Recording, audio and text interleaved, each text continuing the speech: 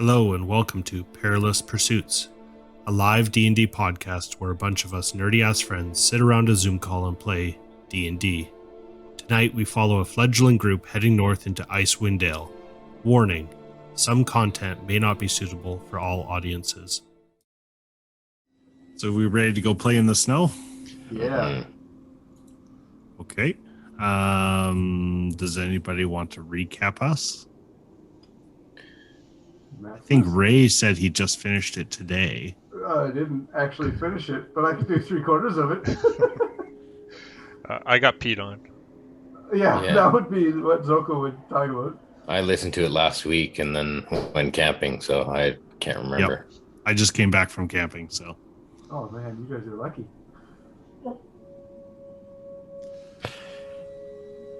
I peed on a lot of people. Mike was giving away free golden showers.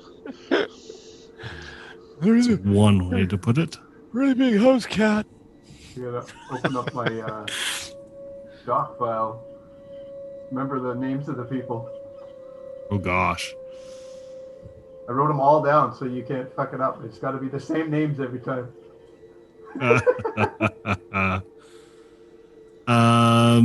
So you guys, Ponto, Maximus, and Quincy were all in a caravan heading north.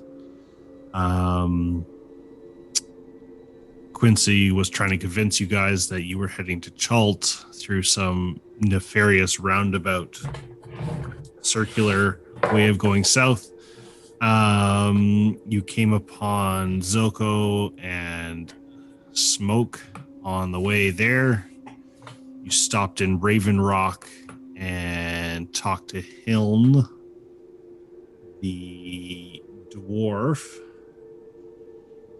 an old adventurer as she was, battle hardened with her battle axe and shield still, and talked to you about a nefarious individual called Sephek Caltro, where she wanted you guys to go look and find her.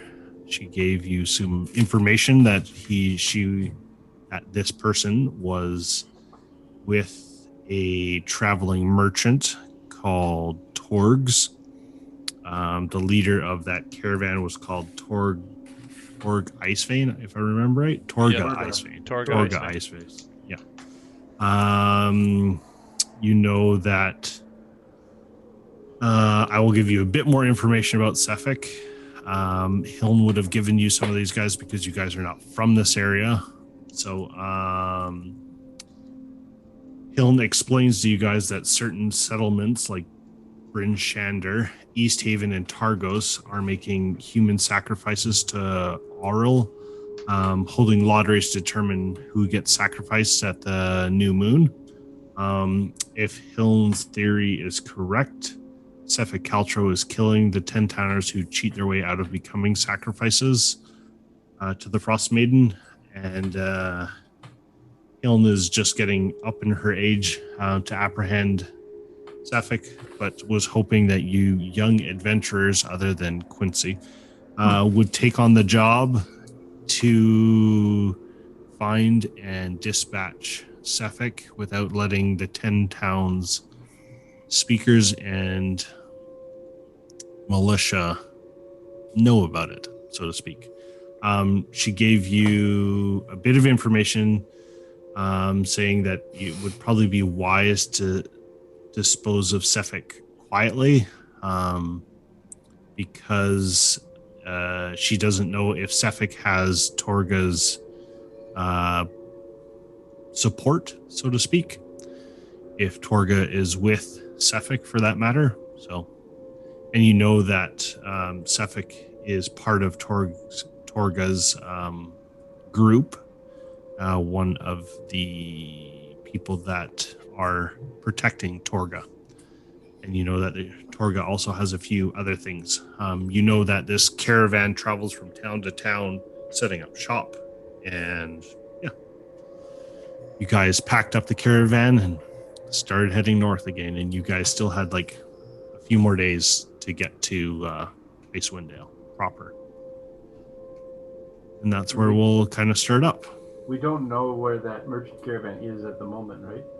You do not, but Hiln told you if you ask around in the towns, you should be able to figure it out. Right. So, Okay. if you guys would like to, I'm gonna move some windows over, so pardon for a second. Splitting some of my windows between two monitors. If you guys would like to, we can start off with you guys traveling north again out of Raven's Rock.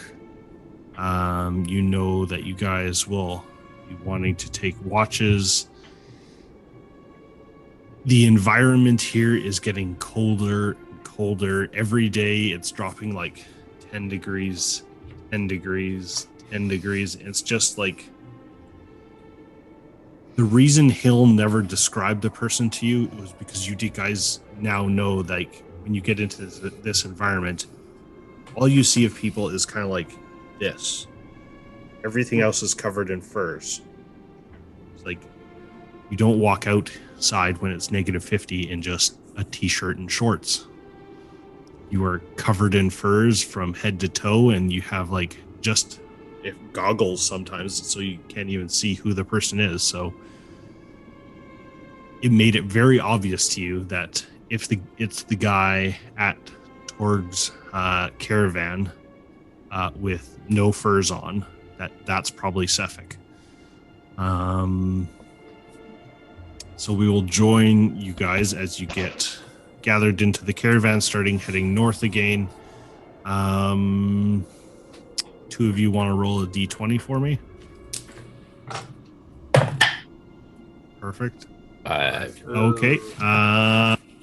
Spencer, roll another.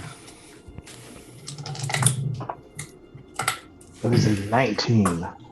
Wonderful. Okay, just 1 second.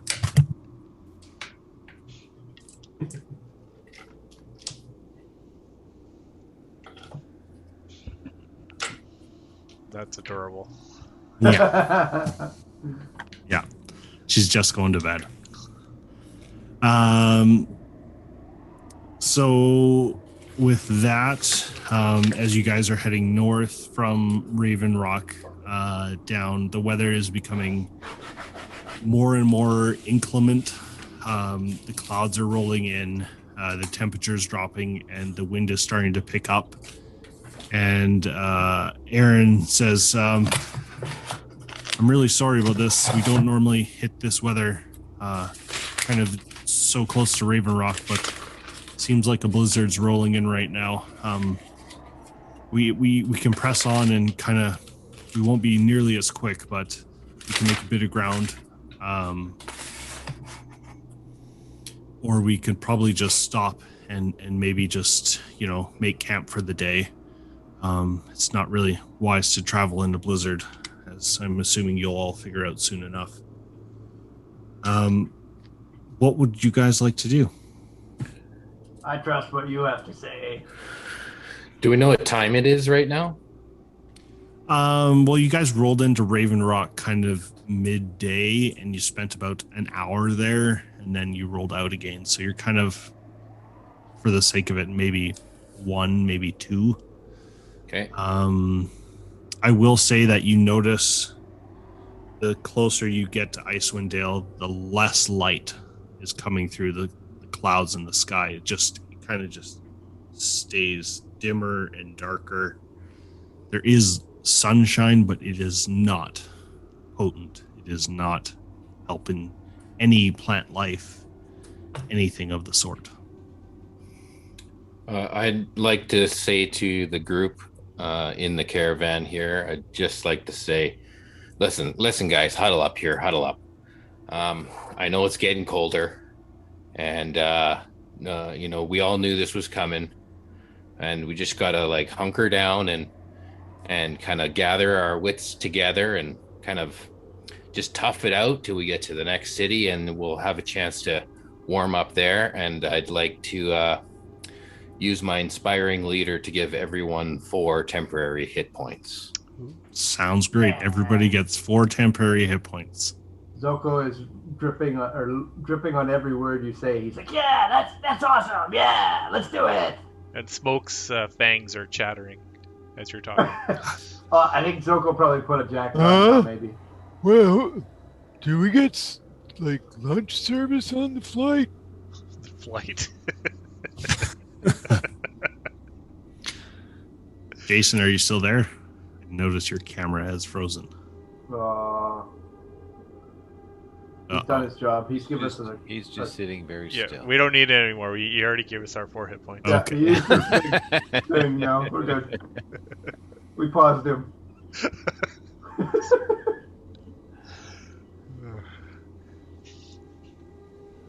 Oh, he's dropped out. I don't know what the hell with Jason's serve. Well, I think we should just do what Aaron thinks is best, and Metha what they think, because they know better than we do. Yeah, I mean, we can go for a little bit, but we won't make much time today. We'll go for about another hour, and then we'll have to hunker. And all the snow around you guys is whipping and whirling. It's pretty much like sideways. It's gotten quite dark quite quickly, and Smoke. It is unnervingly getting colder inside the heated caravan for you. Teeth chattering. He's just trying to huddle in his clothes. Yeah. You guys go on for maybe about an hour and a half. I'd like to ask Zoko. Zoko, have you been to Icewind Dale before? No, I don't like all the people. But you've been north that far, or? Oh, way farther north, but not near any communities. I live in the mountains. Even colder up there. It doesn't have magic cold, though. Are we in magic cold? But that's what they told us. They said there was oral. Bunch of oral. I couldn't hear over my chattering teeth. Right, Art? Isn't that what you said? I said, "Oh, real?" Yeah, the Frostmaiden. There was oral everywhere, and it cursed everything. Sure. Yep. You're.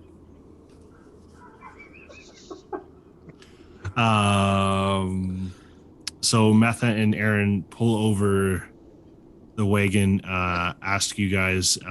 We will take a watch tonight, but no one is to go outside the caravan. If anyone does, they are to tie a rope to themselves and to the caravan so that they cannot get lost, which is something that does happen when people go into blizzards. Aaron will always take the first watch, but doesn't require anybody's help. Who would like to go for second watch? I vote Maximus for last watch. I'm just going to keep my eyes, no contact, no eye contact, not look, not raise my hand. I will take the second watch. Okay. And third watch?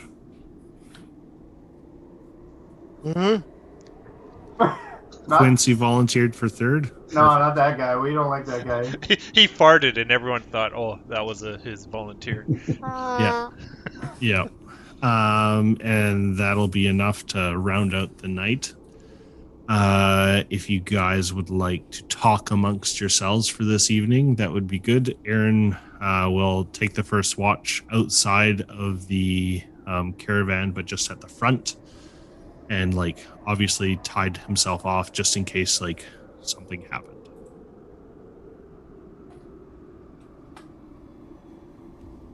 Nobody wants to talk to amongst yourselves?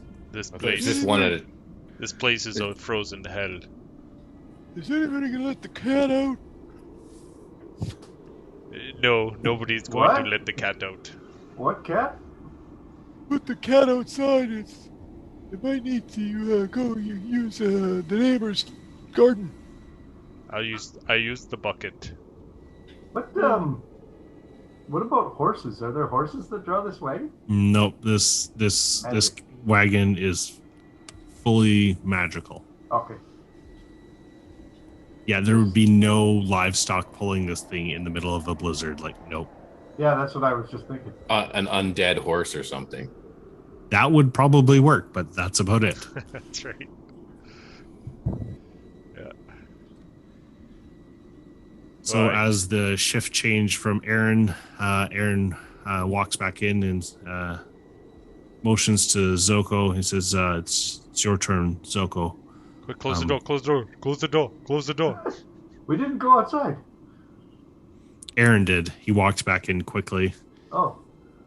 He Yeah, I thought stood we at were- he stood at the front of the caravan, where he's been driving it, so to speak. Or I'll do the Directing same it. thing. I'll tie Okay. the rope to myself. Yep. Is there like a wood stove in the middle of this thing or what? the caravan has a covering over the top, and it's been somehow magically enchanted to radiate heat. Oh, I see.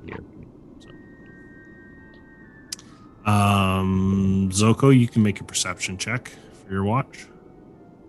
Quincy's gonna go use the bucket again. Perfect. 17. You want to roll a dexterity check for aim? I'm moving. Okay. I'm moving far away. I'm not in the wagon when he's doing this. I cling to the ceiling. I had a 12. Perfect. Perfectly in the bucket. What was Blink, blink, your... Blink, blink, blink, blink, blink, blink. Blink, blink, blink, blink, blink. 17 was my Ting. perception. Perfect. Being from this weather, you are definitely used to blizzards, living kind of in parts of spine of the world, the mountain range. You know that it is probably the wisest idea to stop what you're doing when you're in a blizzard rather than trying to like push through, knowing that survival checks get harder as you go through blizzards. And the land here is somewhat unnervingly aggressive. As the winters have progressed to now 2 full years of winter, the animals and the people just have gotten a little bit more aggressive and feral, so to speak. You can imagine how isolated the people up here, the Dale folk of the 10 towns must feel, as all they see is nothing but snow, not enough light to really get enough vitamin D, and not enough light to like grow plants. Plants are slowly dying. The trees are slowly like not growing. Everything is slowly breaking down in this connective community from the cold and the lack of sunshine. And somehow this, like, this needs to stop for the circle of like life itself, from your people of the druids, and knowing about the circles of life, so to speak. And the cold doesn't bother you, but it's unnervingly cold always. Always you find it colder than what you really think it was. Your watch goes by uneventful, and you walk back into the caravan to wake the next person up. It was Quincy. Quincy, it's your turn for a watch. Don't leave the caravan. Oh, okay. So Quincy gets out his scuba goggles and puts them on. Effective use. Just ice Do you right put up. your furs on as well? Yeah.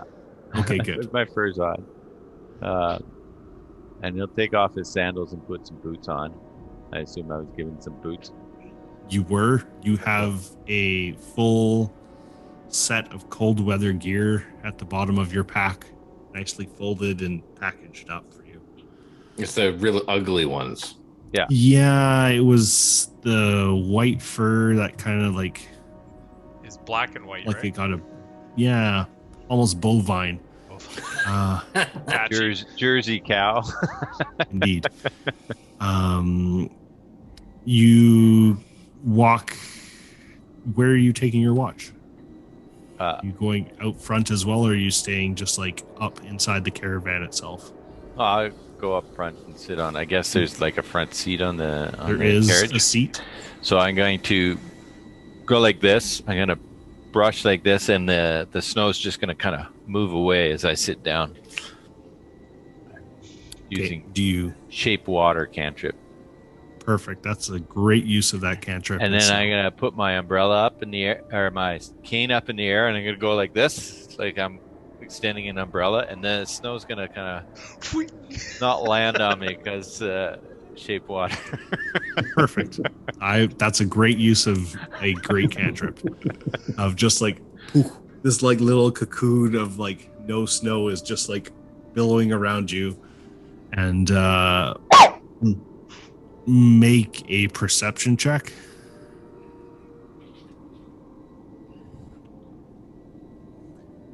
Oh. 9. That's not great, but you see moving shapes in the snow as it's blowing in the horizon. It's obviously getting darker with no... I don't think you have dark vision as a human. Nope. Didn't know if you got anything from your sorcerer class, but that's fine. No, Quincy's almost blind, actually. Yeah. That's what he got. We will for being not a human. make that inhibit you for targeting unless it's like you're really trying to stretch something. Can you make an Arcana check for me?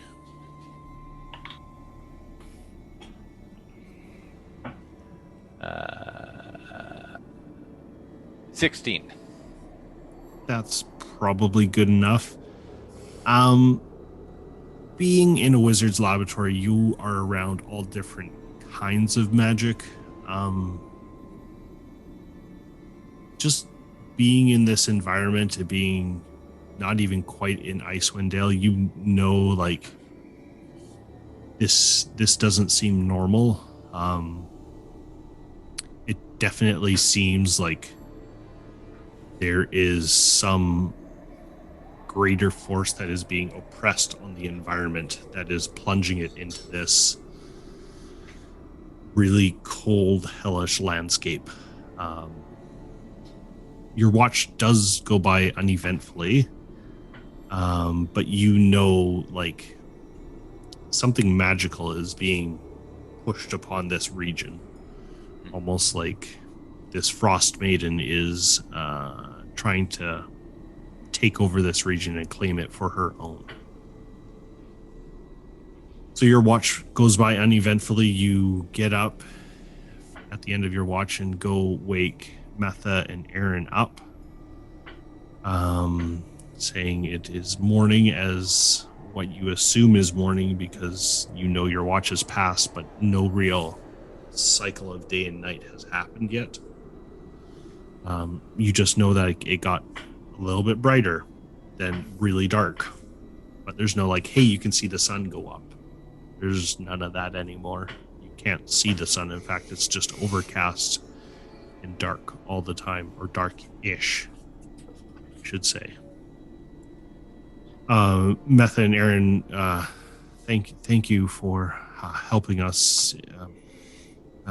Did you guys see anything during your watch? Zoko, Quincy? No. It was all clear. It was Okay. slightly cold. That's good. We're not really used to this weather so close to Raven Rock.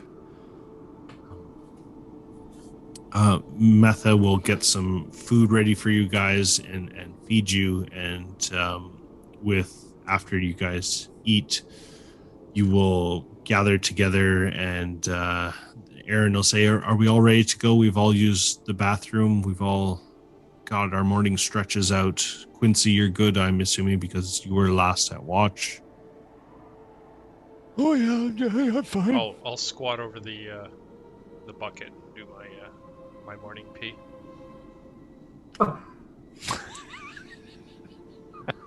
Oh god. I'm trying to picture that, and I'm just like, I don't want to. yeah. And then I'll claw at the floorboards to try and cover it up, but there's nothing to cover it up with. I was gonna say, do you need a litter box? Yeah. We might make one of those just for you. That was my little comment about using the neighbor's garden. Oh. Yeah. So as you guys wake up, you can see the landscape has changed. The road has definitely still there, but the snow has gotten higher from all of the blowing snow over the evening. You can see crystalline branches, and you can see the ice kind of like shattering off to the side of the direction of the wind coming in off of the glacier from the north. You can see bits of trees dotting the horizon, sort of. As you look down kind of slowly before you, you'll see just nothing but like a rolling, snowy hill landscape with just speckles of trees. No major forest to be seen. Method and Aaron say, yeah, we'll be there in about a day or two, barring no more implicating weather effects. What are your guys' passive perceptions? 16. Smoke is Sorry? 11. 16. 16, 11. 11. 13. 13. Perfect. Okay. As you guys are traveling down, you see lots of kind of like speckled trees as you're going, and you kind of got the motion of just the cart wheels rocking you back and forth. Zoko and Smoke, I think you guys were... I know Smoke said he was going to run around with the vehicle to stay warm, but I don't know if he's changed his mind. And Zoko, I don't know what you would like to do. Yeah, it has, in fact. So he's probably going to stay inside. If I'm still not affected by the cold, I don't know if I would be or not at this point. No, you would not be affected by the cold at this point. Okay, well then I'll stay out of the wagon. Okay, that's perfect. Circle around it, as long as I don't slow them down. No, you'd kind of like hang off the back as you normally do. Okay. And perfect. just kind of like one step out of the, like, it closes and there's kind of like a little bit of a jut edge that you can kind of like jump off without, like, so you can close the curtains quickly as to not let the heat out. As you're going along, can you make a perception check for me, Zoko? 16. That will probably be enough. On the next set of trees as you're coming, you kind of see a jagged spike of ice that glints in the light. Tiny, multi-faceted mountain filled with cracks. As you watch, it opens its frozen face, frozen water sloughing off the frost to unpeel it from around you. What you realize is a humanoided creature unfurling its wings, a whole being composed of ice. Its hollow eyes peer out over its icicle nose. Its cruel features made it even more so by the ice and frost that can compose them. You can roll for initiative. Even if we stay inside the caravan? You can all roll initiative because we will determine what happens in what order. Do you want to use the tracker on? Sure, you can roll it into the tracker for me. All right. Smoke got an 11. Hold up. I don't have any macros set up yet. How do I do that?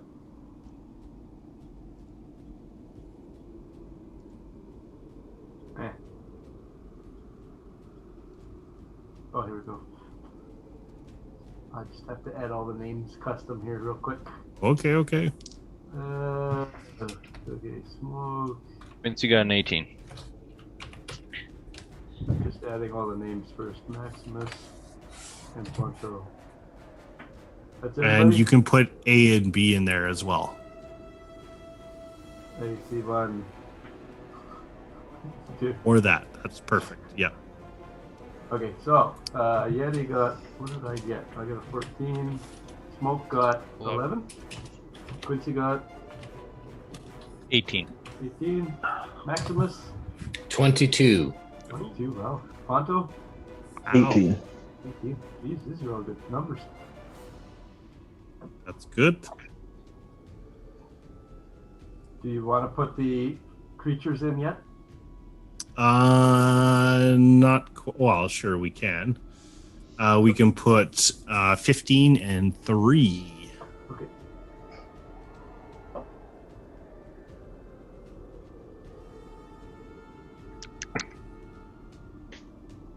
All right, we are ready. So as you guys are traveling, Metha and Aaron slow the caravan down as Zoka is kind of questioning what that is on the tree as it kind of cracks and forms off of the tree. And what you thought was an icicle is some frosty creature of unknown origins. At the second that it cracks from the tree, you hear Metha and Aaron say, you guys, could you come outside and help us quickly? We don't normally run across these on the road, but... And she gets cut off as she jumps off of the caravan and runs to the back. And Aaron pulls up a giant shield to help defend himself. What is that thing? We will start with Maximus as to what he would like to do after hearing that news. So at this point, I'm still in the wagon. Correct. And all I know is that I've been asked to come outside. Correct. But not specifically asked, just generally, you guys. Hey, you guys. You can hear some importance in their voice, like something might be going... There's some urgency. Awry. Yes, there is some urgency. Okay. Technical question. Yes. Considering we long rested after the whole leadership thing, have we Yes. lost the temporary hit points? I will allow you to keep them for this time. Nice. That's just It's it was 4 a really temporary good hit points. Yeah, it was a really good speech. It really, you still have that warmth in your heart. You are the bravest of us, Maximus. Okay, No, Maximus. defend us. Maximus is going to charge out the front of the wagon here. Beside was this Aaron. Yep, sure. We can make that one Aaron and the other one Metha. Sure. So I'll come charge out here and have a look. See at what do I see? Is he pointing? You see something. You see only one shape breaking off of the tree. It looks like it could have been an icicle, but obviously is something more than that. You can hear chittering and chattering coming from it as it starts to sputter, and you see the wings kind of beat, and it starts to kind of hover off of the ground a bit. Okay, it's something that looks like it's threatening, or just like wildlife. You know that nothing in this landscape is probably friendly. Okay. Probably. Okay. That's how much you would know.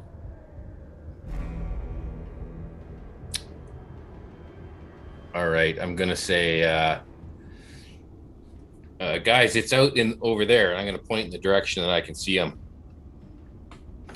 There's a ice creature in that direction. I don't know. We don't have was this a token here? I don't know. I gotta see. Sure, yeah, that could be the. We will make the token. Is that about the distance I see it at? That will be probably about right. Okay. How big is it? It's not very big. Like humanoid size? It is definitely humanoid sized. Medium. It is a small creature. So that's what you would know.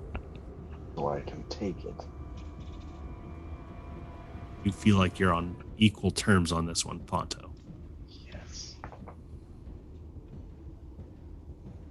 Okay, I'm just going to shout out to everyone, kind of point in the direction I see it, and I'll be here. I can move my guy, right? Yep. You should be able to. Okay, I'll be right there beside Aaron. Perfect. Okay. I don't think I would do, not really. I'll hold, my action will be to take the dodge action. Okay. Sounds great.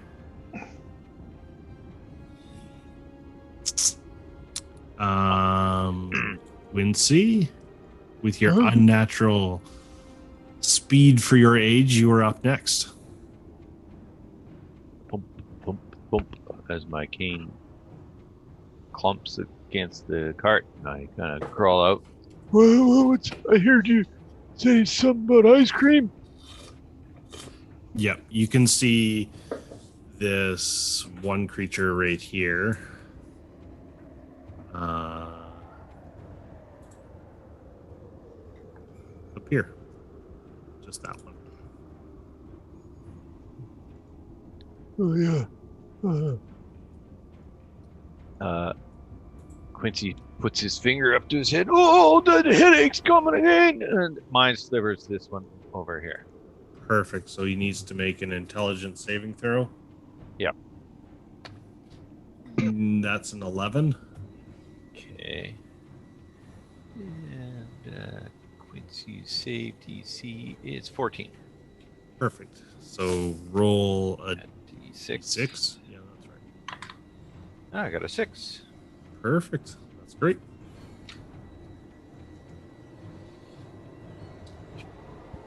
Okay. And then he's negative D4 to his next save. Yep. That's Quincy's turn. Perfect. Ponto, you are up next. Ponto will gather up all of the junk that he was sort of tinkering around with as we were traveling. Starts putting in various pouches and bags, and he will hop out the back 5, 10, 15, 20, 25 feet and go up on the outside of the wagon. You currently can't see anything from that spot. That is perfect. Okay. I will hold a ranged sling attack if I do catch wind of anything within 30 feet of myself. Sure. Good stuff. Which one is designated 1 and 2, right? Whatever you prefer. Okay. 2 will be the one that Quincy shot at. So he will be this one. Oh, that one? Okay. Yeah. The other one doesn't exist yet. I just gave you a second icon. Okay. It's there. You just haven't seen it yet. So, Right. The first creature will, in Quincy's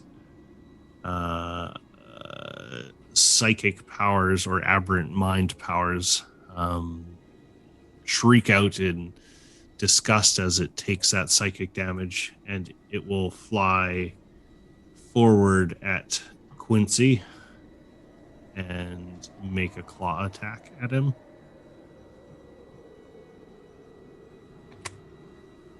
That won't hit you. That's a 4. So you see this creature fly forward that seems like it's made out of ice and like clear somewhat through and take a swipe straight at Quincy, not Maximus. Perfect. Yeah, that's great. Yeti is up. I can move to here. Yep. And then I still can't probably see anything from there, I don't think. It'd be pretty slim pickings for you to see anything at that point. I will bonus action, cast Shillelagh on my quarterstaff. And then for my action, I will dash Okay. to here. Okay. So that's my turn. And that's your turn. Smoke. Last but not least. All right. Well, smoke will pop out of the caravan looking for a fight. You'll hear the yelling up front, and he'll go right here. Perfect. That's great. How do you handle flanking, or do you? Yep, flanking is totally okay. If you want to take, you action dash to get there. Would I? How many? I don't know. Which way did you go out? Oh, do I get half speed or what? No, it's not. I've got a impeding 35 foot speed, so I went 5, 10, 15, 20, 25. Yeah, but is there only entrances in There's the back? an exit at the back and at the front. Oh, there's one front. Oh, okay. Sorry, I thought it was Yeah. out the side. No, Okay, well, I there's would. no side entrance. Can I go out here, the front?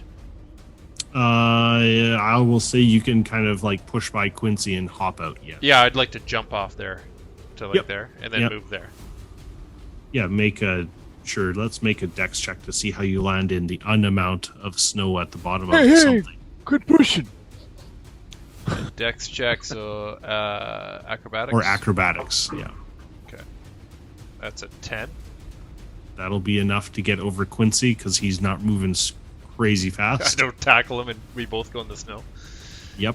All right. Well, I pull out my great axe and I take a swing at this thing. Do I get any bonuses being flanked? Yeah, you get advantage. Oh, nice. Yeah, so we will run flanking as normal. So you will get advantage when flanked. It will work for everyone else as well. So Except I got for the enemies, right? 14 to hit. That will hit. Oh, and a 1 plus 1 for 2 slashing. Ooh. Sounds great. Yeah. And that's my turn. Is that everything you're doing?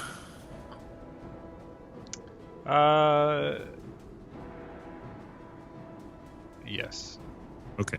All right. I don't know. Can you rage at level 1? I can, but I yes, don't. you I can. didn't want to. Limited amount. Yeah, I've got Yep. 2 Yep. rages per day. That's fair enough. From a tree just beyond the other one, you see another one of these creatures shrieking and cry as it breaks off of the tree and forms out of nothing. It will swing forward in 5, 10. Put it there for easy. How do you make a cone, Ray? A cone? Yeah. So I need a 15-foot cone. Like a permanent thing? No, just for an ability. Just for one cone of cold.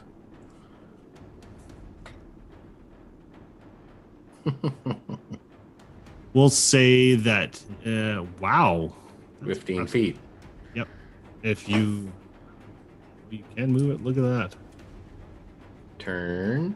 Yep, there we go. And we can. I Oh, think Smoke, you'll be just out of it. If you hold down shift, you can like align it outside. Okay. No, not shift. So it will catch Yeti, Quincy, and Smoke in the 15-foot cone if it angles it properly. You can all make a dexterity saving throw. Yikes.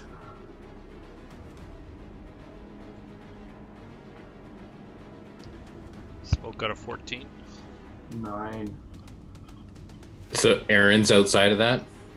Aaron is outside of that, and also his shield is blocking him from it. Nice shield.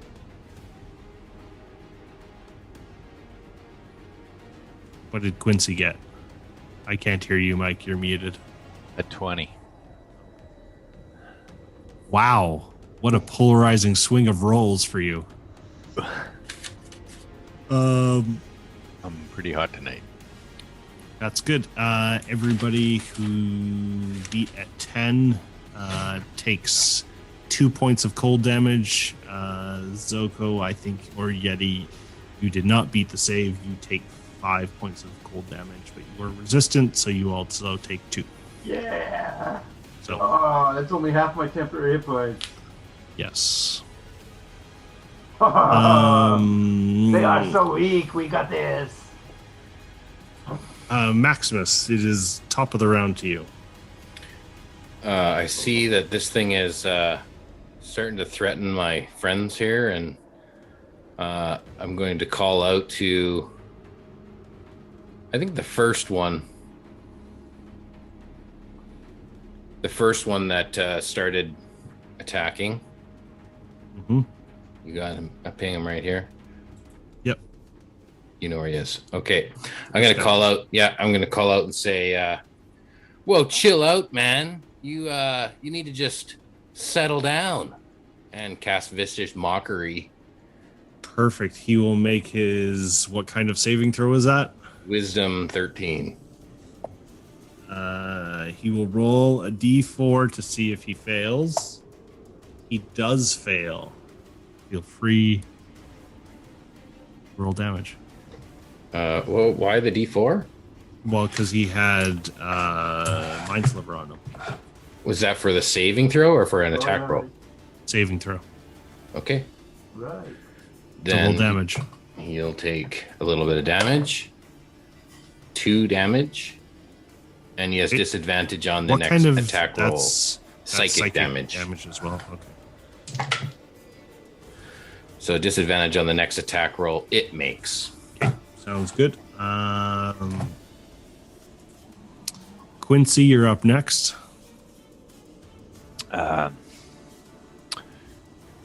You were up face to face with this tiny little winged creature of ice.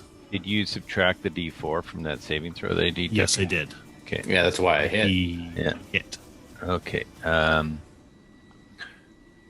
Quincy's gonna go. Oh, my head again! It just doesn't stop.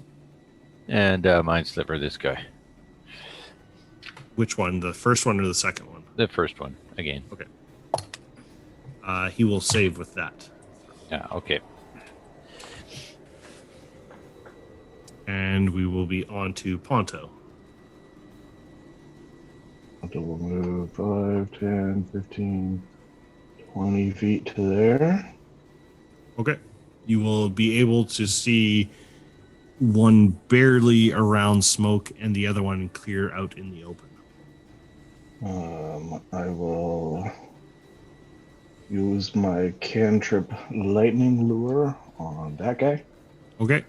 And he needs to make a strength saving throw. Of a what to beat?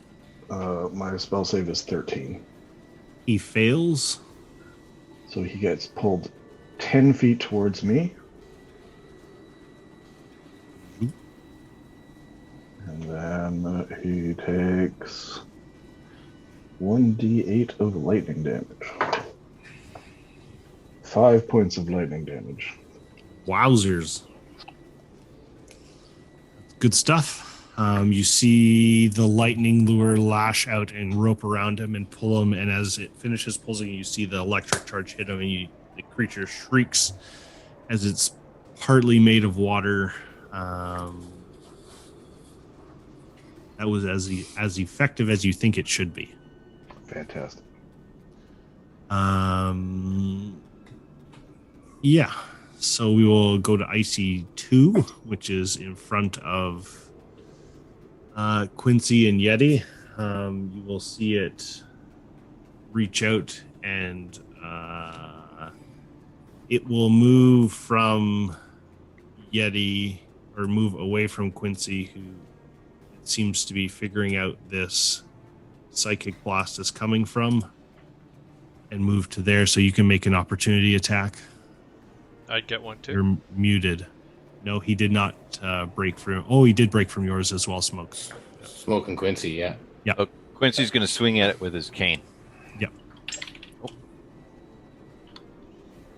Oh, get back here, you little bastard! I rolled a 2, so I didn't hit him.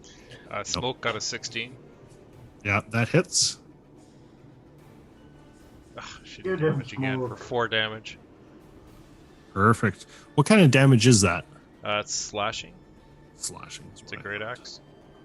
That's fine. That's perfect. It will rotate to there, and you will see this creature for some reason kind of do this shimmer and shake, and it will breathe out a cone of frost at Yeti, Quincy, and Maximus this time.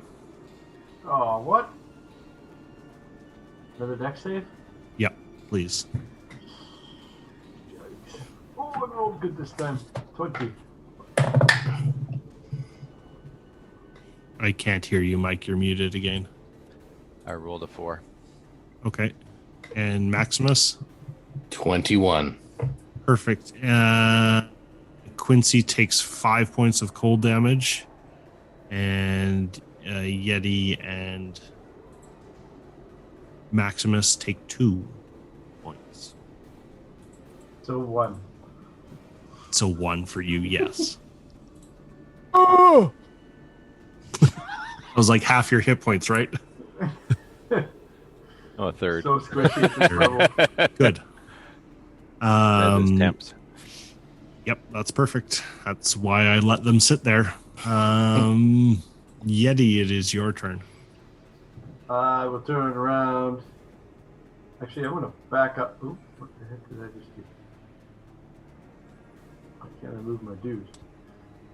Ugh, my mouse is all screwy. There. Okay, I move over there. And then actually I move there. Sure. It's perfect. And then I will shillelagh attack this guy. Great roll to attack. Oh, 8. 8. Eight's the 8 hit. does not hit. All right. You swing wide. On D&D Beyond, it says, Zoko Poko Doko Roko Goko. Rolled a. Yeah, that's good. You'll remember my name then. So I missed wildly, and that's my round. Perfect. Smoke, you are up. Alright, well, I've had limited success with that dude, so I'm gonna try and help out. Oh, I can't select my... No, I'm drawing, that's why. I'm gonna help out Ponto. And take a swing at that dude. Sure. Yep. Roll with advantage because you're flanking Oh, with thank Ponto. good, because I rolled a nat 1 there. That is a 13. 13 hits. Shit. Oh, finally. 11 points of damage. Wow. As you carve into this thing, you clip one of its wings, almost shearing it completely off, scathing some of the eyes straight right off. It was 11 points of damage? Yep. Perfect. It is sputtering and still kind of managing to keep itself somehow in the air, unbeknownst to you. Perfect. That's good to know. It didn't like that one bit. It will... you will see it chatter and cough, and this weird smoke starts emanating from it, and the air around you and Ponto and Smoke, that little, we'll call it square cube, is now becoming obscured with some sort of magic that is coming off of it. So it's like all 5 squares, the 5-foot squares around that one is now becoming obscured. So like a 3x3? Nope, exactly like that, the way Ray drew it. That was me. Or yeah, that little cube right there is now obscured and is difficult to see. That's its turn, so we will roll over to Maximus next. Okay. Maximus is going to... He's going to jump down here and get in flanking with this one. And Perfect, yep. I'll pull out a short sword and do a little stabby stab. That's great. That is 23. That will definitely hit. That's a 6 damage. So short sword, that will be slashing damage. You, as well as It's you've seen, piercing damage. It's piercing damage, even better. So Yeah. you kind of like chip through one of its wings, poking a hole, and it's kind of sputtering and flying, still somehow managing to keep it upright. And we will move on to Quincy next. Actually, I'd like to do a bonus action. Sure, yeah, absolutely. So as I'm poking at it from this side, I'm going to shout across to Yeti, and I'm going to say, Yeti, I got him on this side. You get him on that side. I like to give him a little bardic inspiration. Yes. Good job, Maximus.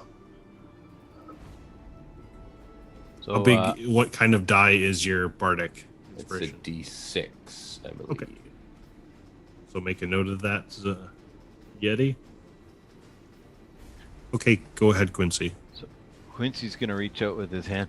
You get back over here, like, and he's gonna go like this with his hand, this little wrinkled old hand, and this ghostly hand comes out of his hand, and he casts Chill Touch on the creature, which is an attack roll. Yeah, what kind of damage is Chill Touch? Necrotic. Perfect. The dumbest name spell. It's not a touch Yes. spell, and it's not cold Yeah. damage. Yeah. 19 to hit, Yep, that hits.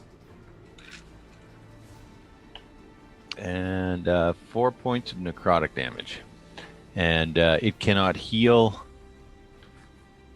until For a round. the start of my next turn. Okay, sounds good. It is sputtering and just you can see it's drooping and it's barely on its wings, still just hovering inches above the ground, sputtering. Ponto, it is your turn. Ponto, in his vast battle experience, not really being able to see, is going to run away. Heroically. I will roll with disadvantage. Nope. 2 2s will not do it. Alright. The claw will swing wild in the air, and you feel it kind of hover just over your head as the cold sensation of like ice passing over you just misses. Oof. And I will cast Lightning Lure again, so that strength save. You have to see that guy.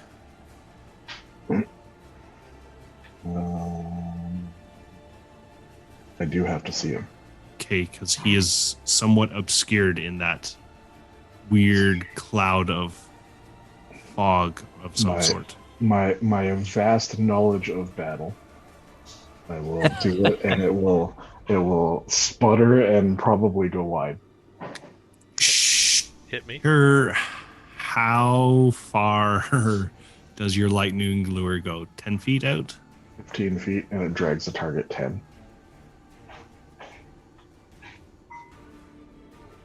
Sure. Roll. What do you want? Odds or evens? Even. Odds it is. You grab smoke. And you I'm pull further him. than 15 feet away. I am aware you are. We'll move 5 feet closer. I am mighty! You got see a this big one. lure come out, and you have fished yourself a great fish. Smoke will move. Catfish. Catfish. 10 Huge feet? catfish. Just 5 feet. Because you didn't really pull him the full distance. So going on to the next person, the second icy creature will take a swing at... Oh, I should do that first. Nope. He will take a swing at Maximus because he just hit him. exactly. I'm pretty sure this won't hit you because I rolled a 3 plus 3 for 6, so that won't hit you. And we will go on to Yeti. Haha, not this time, foe. Yeti will shillelagh again, but Okay. with advantage this time. Yep. So 17 to hit That hits. and 9 damage. Okay, with the 9 damage of the shillelagh, you bludgeon it with your quarterstaff, shattering it into pieces. You and Maximus can now make a dex save. Eee, I might be using that inspiration. Oh, that one. Oh no. Inspiration from a bard is only a d6. Yeah, it's not worth it. I can't pass it still. I got 23. Okay, so you take... it won't matter for you yet anyways. You will both take 2 points of slashing damage.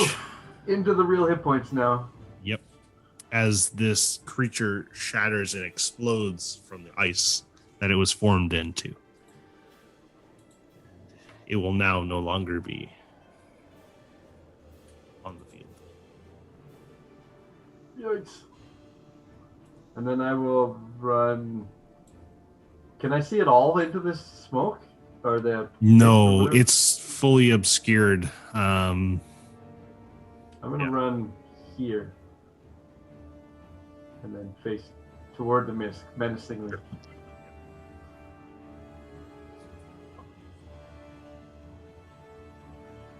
Then that's my turn. Smoke, where are you, man? You safe in there?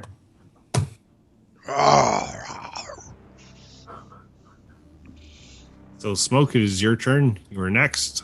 All right. Well, here's I'm obscured in this fog.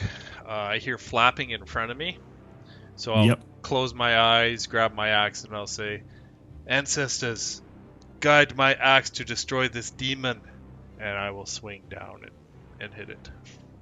Nice. At disadvantage. Yeah, because you can't see it. Yeah.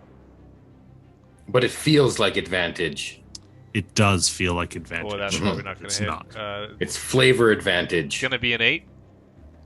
That doesn't. You just swing wise. You just miss it. You hear it bat away your axe and as it like thumps into the snow. I curse this wicked land. I'm actually going to back up out of this fog. Okay. Does 12 hit you? Nope. Okay.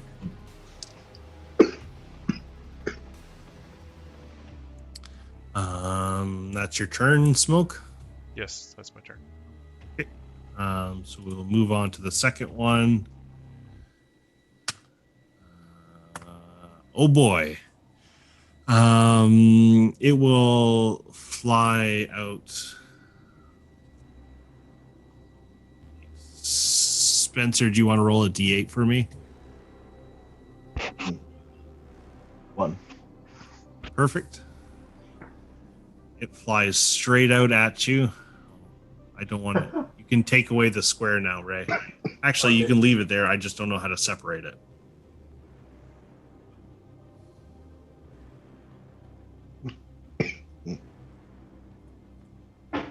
It moves there. The fog cloud, or the cloud, does not.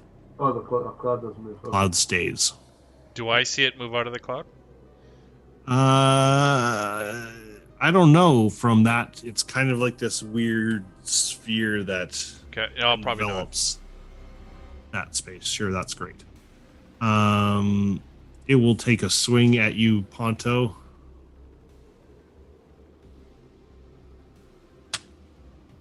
Oh, that won't hit with a 5. I'll dive down into the snow and dodge the attack. Yep, you will. Maximus, it is now your turn. Okay.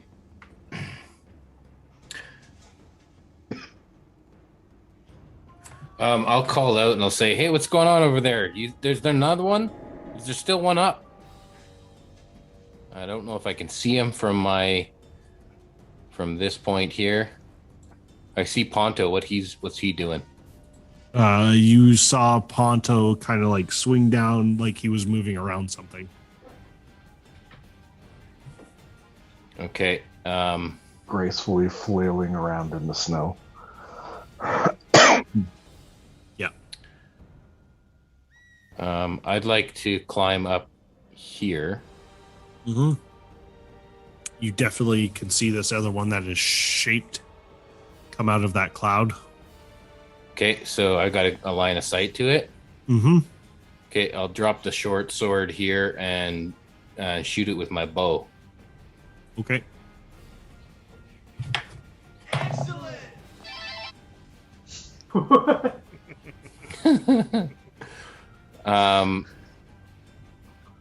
17 is my To hit. roll to hit with the bow. Okay, that hits.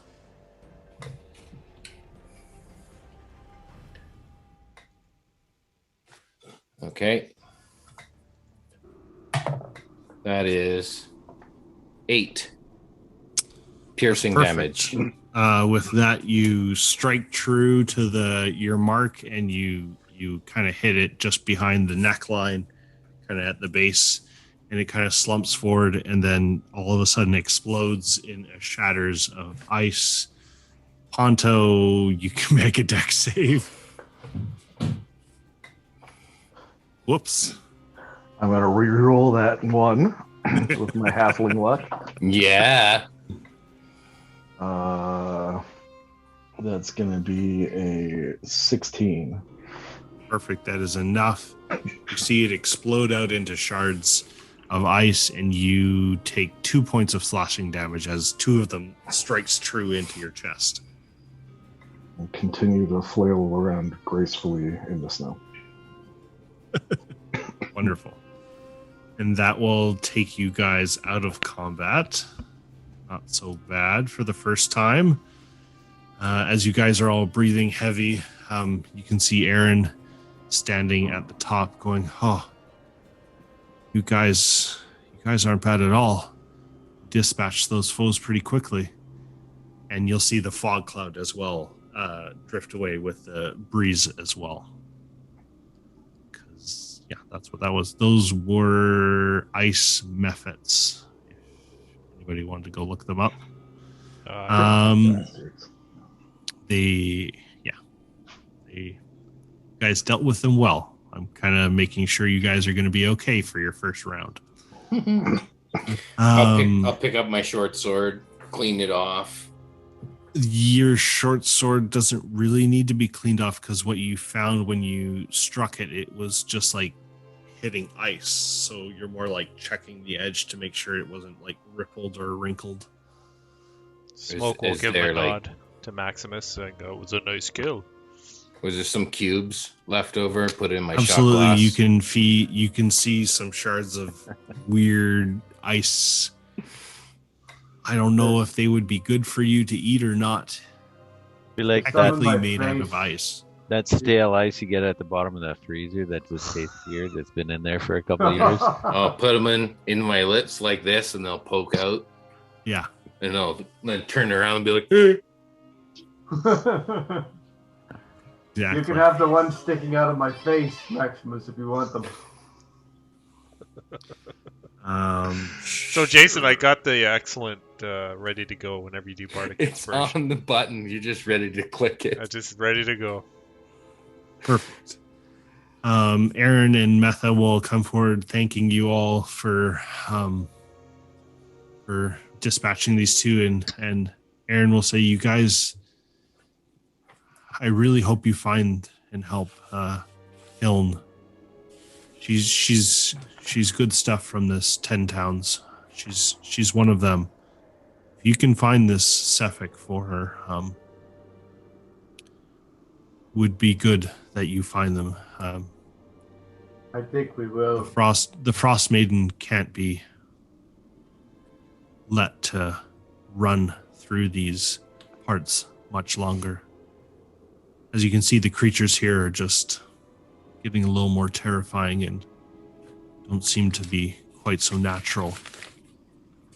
And Quincy, you know that these creatures are definitely strange and weird and somewhat magical in some nature. You should take one for your familiar, Quincy.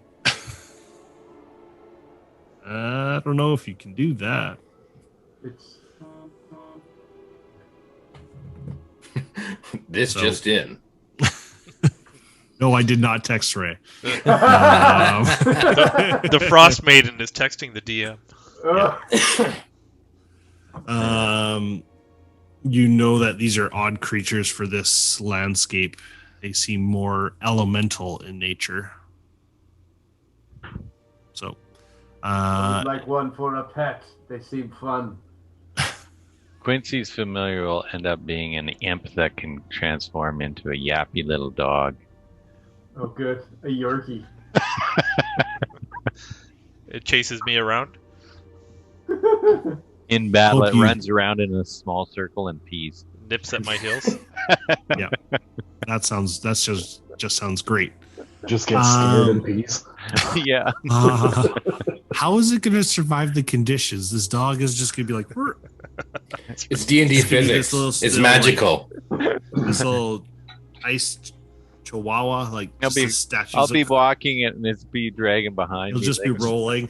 This thing stuck an ice cube on the end of a string. So as you guys clean yourself up, you all kind of nod in respect to each one of you doing your own abilities. Metha and Aaron will thank you, and thank you so much. If we can get on our way, we can still make some use of this day. And you guys don't even want to go to Chult. Let's get out of this cursed land. Chult is sounding pretty good now. Aaron and Metha would be like, yeah, it's on our top 5 places to visit after we finish our couple last runs here. Be nice to get out of the cold. Smoke, can you make a constitution check? Yes. Oh. Check? Yep. Okay. Not a save, a check. Yep, just a check. That's a 15. Perfectly fine. You feel like you are starting to get used to this temperature around you. Knowing that it's still going to get colder, you mentally think you might be able to fortify yourself mentally for the onslaught of this cold. The last battle heated me up a bit. Got the juices flowing. Yeah, exactly. You will become my brother now, Smoke. Good job. I would be honored. And all you hear is a because he's still covered in furs. With this big mane? Pulls it. And my head must be huge. It's just this afro coming out of the top. Like everything's all pushed. My hood is this big. It's all like mane inside of a hood. Exactly. So it's all the Two hair eyes, is pushed up. Hair. Yep, just all hair, and just the hat is on top, kind of like the hair's You look going like around a it. clown. A little bit of mist coming out when he's breathing. All frozen off around my face. Yeah. So as you guys are going again, nothing really eventful happens today.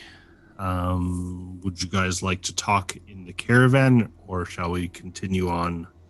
So before we go too far, I'm gonna go up to Smoke and I'm gonna like both hands just like slap him on the side of the arm.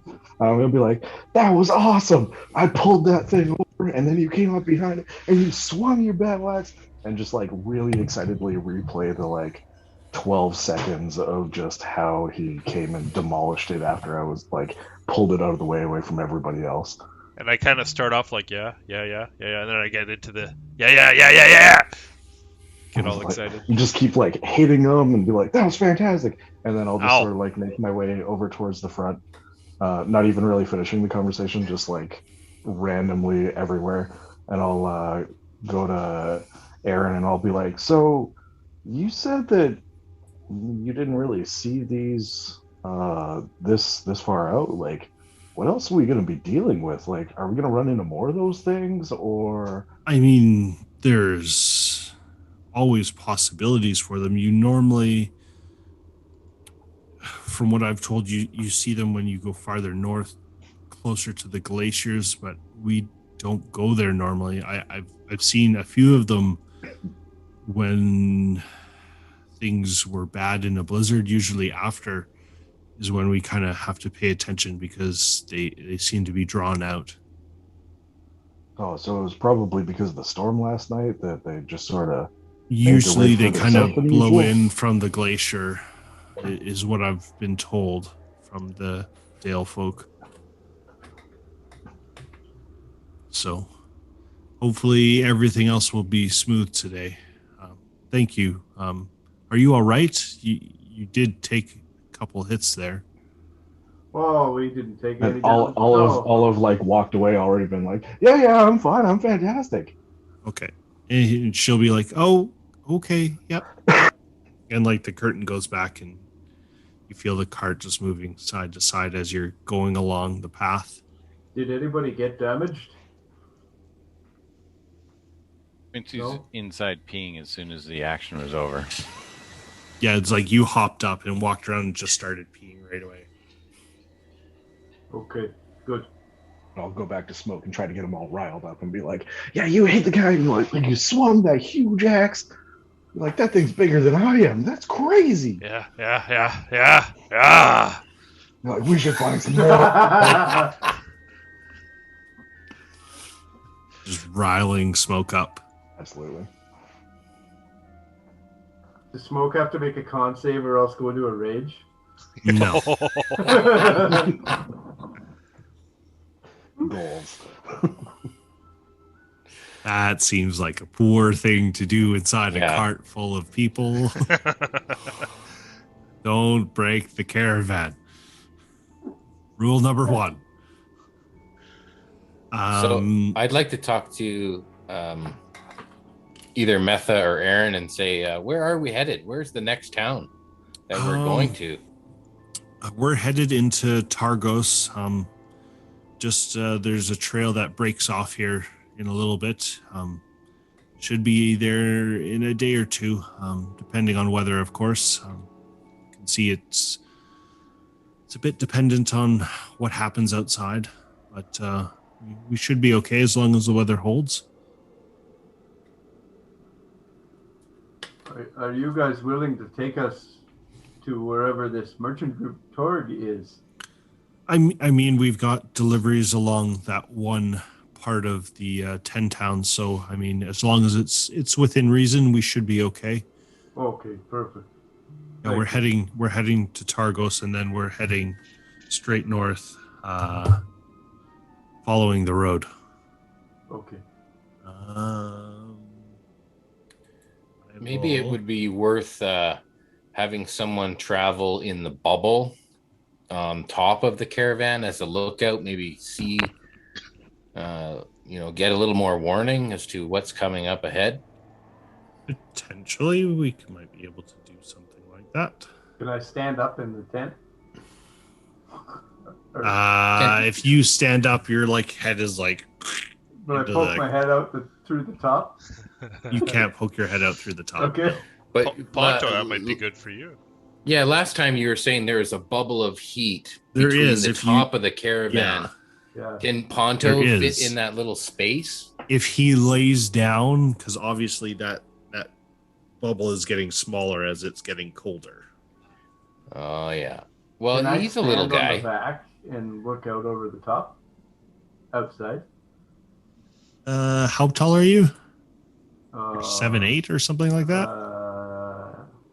I think I was close to 9 foot, but I have to look that up. You can just look out the back and see where we've been. Oh yeah, no, you're right. I am 7'8". See if something's sneaking up behind us. I will see if this works proper, and I will drag you all over to the Yeah. actual shows up. map of Icewind Dale. There we go. Are we on the 10 trail? You are, and you guys are headed to Targos, or somewhere in this area. So as you can see, there is not a lot of wooded areas anywhere on this place. There is a few wooded areas, and you figure that probably those towns exploit those woods primarily to just heat their buildings. Aaron and Metha would have probably enlightened you guys by, keeping the doors closed as much as you can, being respectful to the Dale folk and people from the 10 towns, because people who don't have wood access burn oil from whales, and that is not cheap. So you guys are traveling along the road. You kind of split off the main road, and there's now a fork heading kind of due north straight to Targos. Anything else you guys would like to do? The map is not to scale. No. It was more about we're going on a fork on the road, right? Yeah, it feeds off. More like we're going off this direction like this. Yeah. The road kind of slowly meanders between some of the hills and whatnot as it heads to Targos. I'll ask Quincy. Quincy, what was your plan in Jolt? I already told you that. I was going to sit under your umbrella and drink little drinks with umbrellas. Maybe do some snorkeling. We'll go see some of the ruins. Ride a dinosaur. All of those things are possible in Icewind Dale, just much colder. Riding a dinosaur. More goals. Well, yeah. See, maybe you can still pull it out here in this terrible place. I don't think I can wear my mankini then, though. At least you will die an honorable death up here. Maybe you could get one of those magical mankinis that's heated.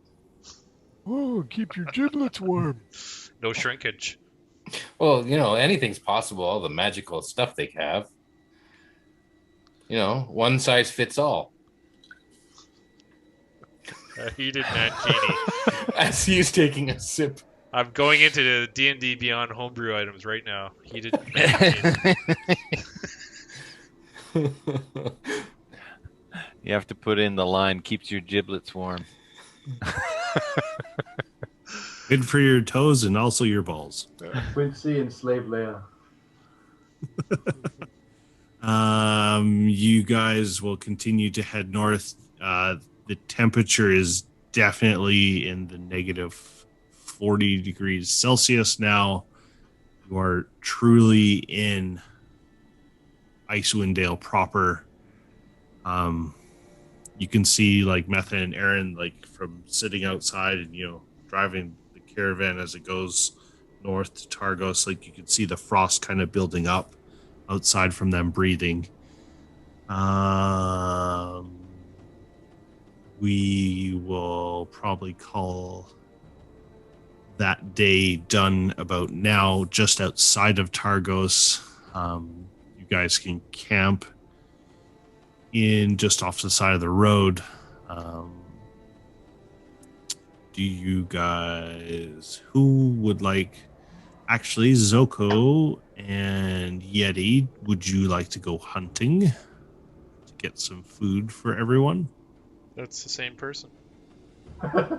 Yes, Smoke. that's right. Come with Smoke me. and Yeti. Okay. Yep, I'm wait, no, that is the same person. You're right. Yeah, so it's sure.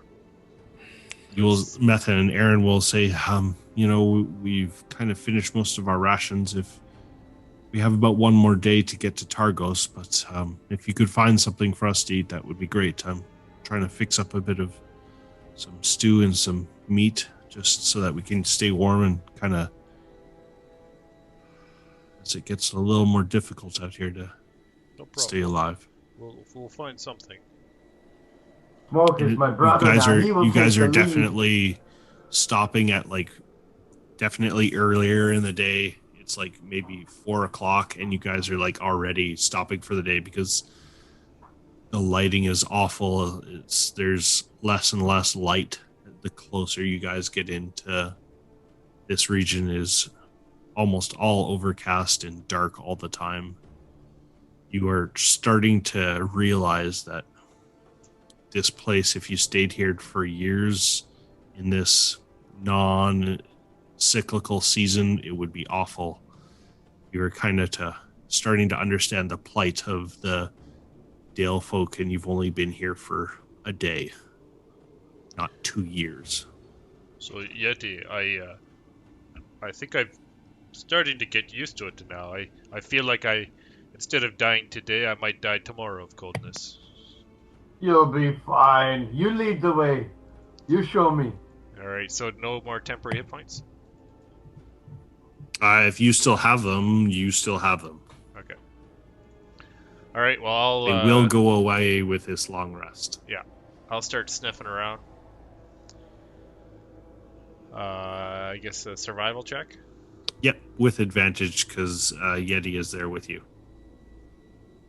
Okay, that's pretty good. That's a 19. That's perfect. You find some hares and a fox that had been out hunting them, and you catch them in some sort of what kind of? You have javelins, don't you? I do, that seems.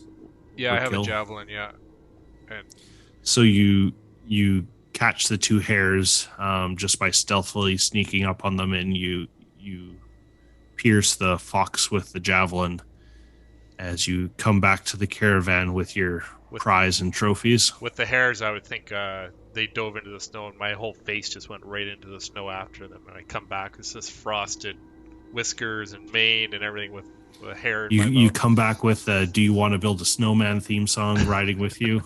That's right. And then the fox in one hand. And yeah, I'll toss the fox over to Yeti. And I'll carry the rabbits. Okay. Yep. Rabbit season. So you guys make it back to the camp. Metha is pleased and shocked that you found so much wildlife. She has a good feeling about tomorrow, that the weather should be okay with you finding so much. You guys eat dinner. If there was anything you'd like to talk about before you head into Targos, about maybe finding Torga Icevein and Torg's merchant sled. I don't do talking. That's Ponto's job, right? That's more my thing. Oh, okay. Well, you do the talking. You find the things. Yeah, I slug can. them. I'm sure I can get some information. I've got some contacts, back in Waterdeep that did some, let's call it trading. So, I know a few people. I know a guy who knows a guy. Good. I'm going to cast Goodberry and give everybody a Goodberry, including the 2 caravan owners. Okay. They will save the berry knowing what it is and hold on to it for just in case something happens in the travel tomorrow. They are excited and they have a good feeling about you guys. Yes, we are a good team. I'll save my good berry too. Yeah, I'm saving mine. I eat 1. I'll eat mine. Okay. You guys will... Pops it in. Ooh, is this a cholesterol pill? You feel your cholesterol lowering as you're starting to eat better. It's good for you. It's organic and fair trade. Just eat it. Yeah. It'll clear up your digestive system. Exactly. It's definitely a scrubber. twigs and like bug shit. It's organic, right? Definitely. You guys get ready for bedding down. Aaron pipes up. I've still got the first watch. If any of you want to take the next two, that would be appreciated, but not necessary. I will take the second watch. Max will take the third one. Good job, Max. Max is gonna again try and get out of it. Thanks, Maximus. You are our board Max, leader. good job, Maximus. Team player. Which Aaron watch? will be the first like, watch, second watch. Thank you, Third watch. Maximus. You will be on the third watch. It's appreciated. Second watch. Third, yeah. So I'm on the first watch. Third watch. That's great. You'll be woken up at the third watch. Yeah, no problem. No problem. I will wake you up there, Maximus. Don't worry, guys. You can count on me. I can pull my weight. Don't worry. I'll wake him up when I gotta go pee the third time. Yeah. Quincy has his feelings about Maximus and his ability to keep watch. With some experience, we'll leave it at that. Aaron will take his watch.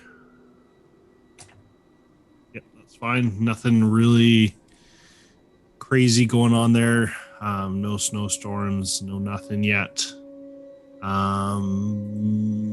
He will walk back into the caravan after untying himself and go out to smoke and shake smoke. Oh, yes. Smoke, it's your turn for the watch. Thank you. All right. Anything? Nothing. I didn't really see anything. Just, snow, normal stuff. All right. I'll probably sit on top of the carriage, try and get some of the heat. Sure, just don't sit on the carriage. You're kind of big. Just tuck right to the side. It's Okay. about the same. All right. I'll listen. Don't tell the others. No. Okay. And They'll give you a wink and kind of walk in. I'll tie the rope onto me, and then to the carriage, and I'll step outside close to the carriage, and I'll, walk around it every minute or so. Yeah. And you can make a perception check. That's an 11. You don't have dark vision either, do you? I do, 60 feet. You do, that's right. I couldn't remember if the Leonin race did. So you can kind of see out. It's still difficult to see because, blowing snow kind of makes weird shapes when you're trying to stare at it. You feel like you see parts of your homeland, like sand in the savannah moving through parts of between bits of trees and wildlife, and you kind of smile, reminding you of home, and you kind of forget for a little second while you're on watch that it's you're in this kind of really cold, crappy landscape of just oppressively cold and just biting at you constantly, trying to claw at the heat your body is generating and trying to keep. There better be something here in the north that is drawing me. Your watch will go by uneventful. You go to wake Maximus up. How would you like to do that? I'll just quietly go over to him and I'll shake him. Maximus, it's your turn to watch. What time is it? Where am I? You're in the cold hell right now, and unfortunately you gotta go into the worst part of it outside. Watch for any intruders. Are you sure? I thought you were supposed to stay up. I did. Now it's your turn. Yeah, but I think you're supposed to take two watches. No. I'm pretty sure that's what I heard them say. It's time for you to go outside. Yeah, look at me. I'm not built for this. You're built for outside. You should probably be the one who That's why we take does turns. the watch. I took my turn. It's your turn. Yeah. You could take a double turn though. No. You're strong. No. You know, I could sing you a song, and that would keep you warm, and then you could go out and have a second watch. No. Are you sure? I think you should go outside. And I'm looking impatient now. But not sure what to do.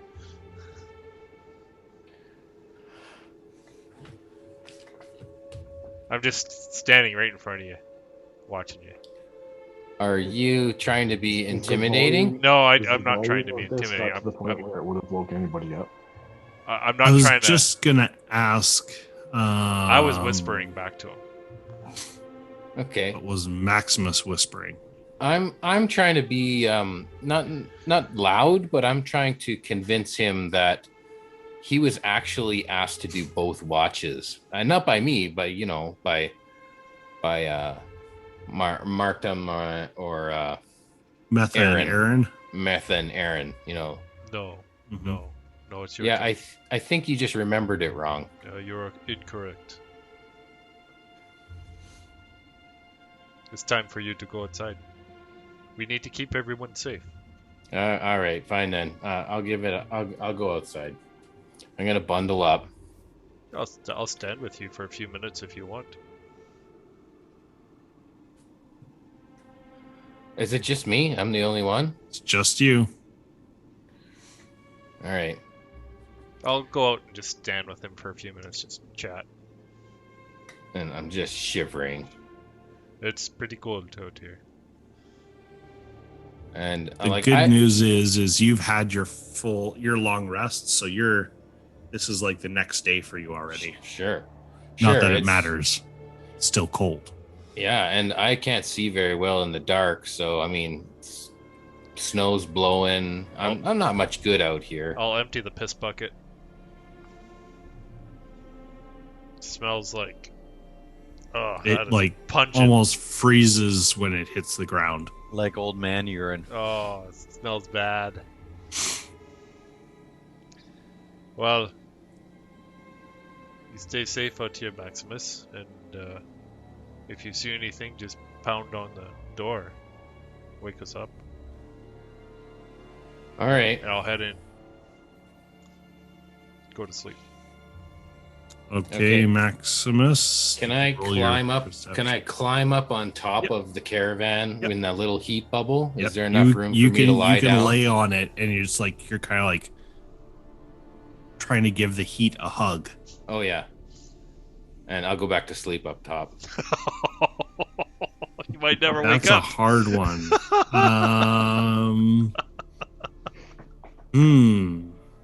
Wow. I'll Eaten by a attempt. pterodactyl? You're gonna end up upside down in that Yeti cave like Luke Skywalker. Yeah, you can roll. What the heck? What kind of roll do you make for sleeping outside when it's I'm still cold? in the heat bubble, so it's as if I'm inside, right? Yeah, but it's not inside the heat bubble. You're like half of your ass half is hanging out, and your face is kind of like smushed in. Oh, so I'm not getting fully snowed in on. the heat bubble. You're not fully in the heat bubble. Mm. You're not Ponto sized. Your ass will be fragile in the morning. You'll have frozen cheeks. He's worshipping oral. Okay, I'll You just can stay in the comfort of the heat bubble. Yeah. But really, I will deliberately roll with disadvantage. I can't see anything. I'm not really paying attention. Yeah. So if you so want roll that with perception. disadvantage. Yeah, just still. Here's my perception. Yeah. At disadvantage, that was a natural 20 and a 19. Wow. So perception is 22. So for some reason, Smoke's words kind of like strike true to your fortitude, and you're like, I really should kind of pay attention, even though like this is the worst thing in the world for you right now. You kind of pay attention and like maybe learned a lesson, let's say. Maybe being a team player is a good idea. Smoke is thinking just before he falls asleep that Maximus is Someone we can count on all the time, it sounds like. Oh, Yeah, I'll that sounds high-five about right. Smoke as he comes in. Be like, good work getting him to go out. Oh, you're awake, Ponto. I was gonna take this shift, but nah. Oh, well, good night. So you guys, nothing really happens with Maximus outside other than him trying to like stay warm and just kind of like, peering out. Not that there's much light for him to see, but just, try to just make sure somebody has a set of eyes outside. And I'll definitely come down to wake up the last shift early. Like, if I know how long I'm supposed to be out for, it's definitely you'd have to wake Metha up again. Oh yeah, I'm like at least an hour before my shift is over. I'm already poking him, going, "I think it's your turn. I think it's your turn." And yeah, Methel would be like, "Oh, thanks, Maximus. It's appreciated you. Everybody does their part." Oh yeah, I totally did my part. I didn't see anything. Oh, good. I'm glad. And she'll kind of shiver even though she's inside, because just instinctually knowing that she's getting closer into Icewind Dale, it's just getting colder all the time. I probably left the flap open on the door, like I came in, but I didn't close the door behind me, and the cold air is coming in. Yeah. Every time it opens, like you can see this kind of whirl of snow just kind of like puff into the caravan and just slowly kind of just like dissipate as the enchantment hits it. Why don't we take a break now before we get into Targos? And yeah, thanks a lot. Perfect. Yeah. We all good to get back at it? Yeah. Yep. Yeah. All right. Raring to go. Raring to go. Perfect. That's great. Perfect. So, as you guys start up your day, Metha is making a bit of snacks for you guys as you starting your day, cleaning up the rabbits and picking up the fox a bit, making some food for you guys as you start your day by, having a little bit of rations and just a little bite to eat. And Aaron is just checking over the cart, make sure it's in good shape. Nothing got frozen overnight by any means. And away we'll go. The cart starts lurching forward as you kind of oddly, Gord and Ray, if you want to both roll d20s for me. 14. A 6. Okay. The weather is a bit inclement today. Definitely snow is coming down, not making so you won't get a good view of the landscape as you're coming into Targos, but you'll be able to kind of see as you're kind of rolling over the hills and coming in, you kind of going down into Targos, you can kind of see this weird ring on the edge of a lake. And Aaron will explain to you that is Mare Dualdun, the lake that they're on. Targos used to be a fishing village, primarily in its region where it is, and it's kind of right fixated on the edge of the lake, having walls surrounding the city. It is one of the few bigger cities of the 10 towns. He will explain to you guys. And as you kind of come kind of slowly strolling into the 10 towns, there is a guard posted at the gates. Metha and Aaron both kind of wave to them as they are well-known caravan people as you stroll in. You have arrived at Targos, and it's kind of like a open-faced semicircle with the port being up at the top. It's a bit circular in shape. Everything is kind of focused around the lake. I can give you guys a map. Probably make things. Here's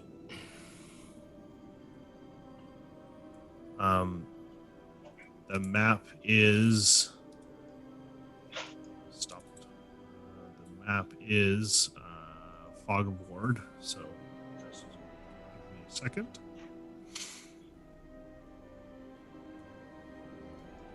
That's what Targos looks like.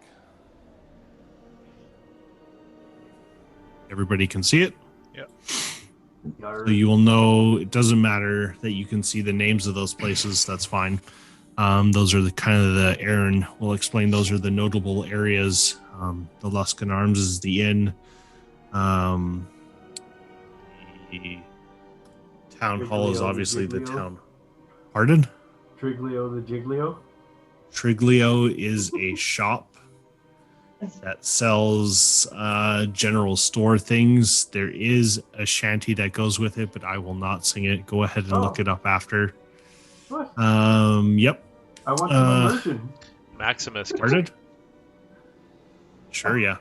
The Aaron will point out the Three Flags Sailing being a place where you can get a bowl of stew after being out in the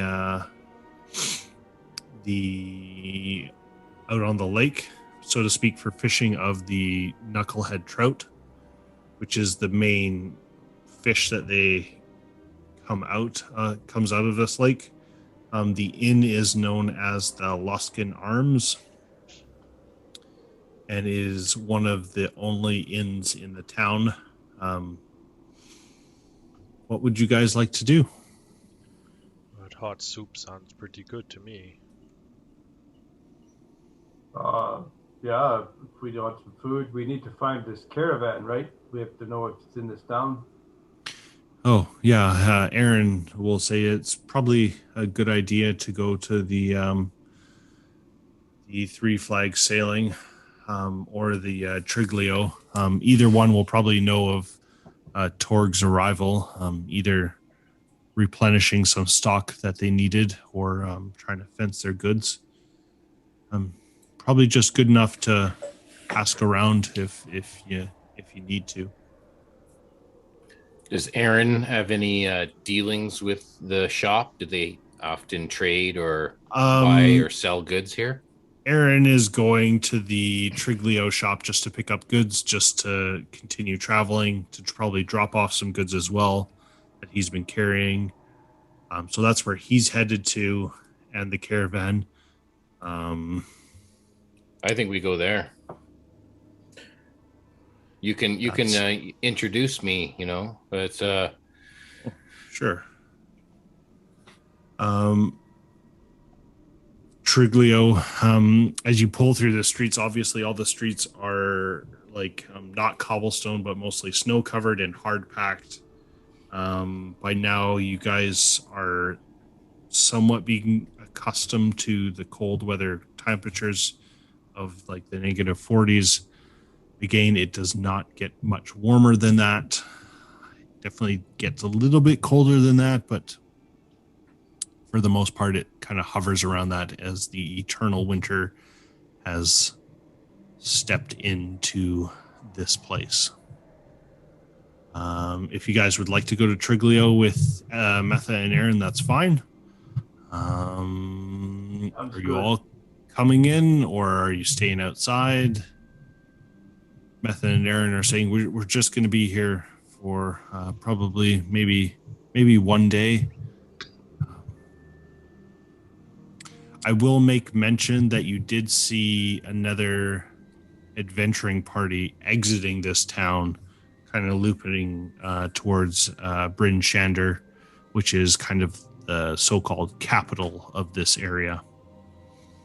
So you did see a group of adventurers exiting the town, which is kind of odd because there's usually not many adventurers. They were being led by somebody, probably another local. Is it a similar type of caravan with no horses? No, they were on dog sleds, actually.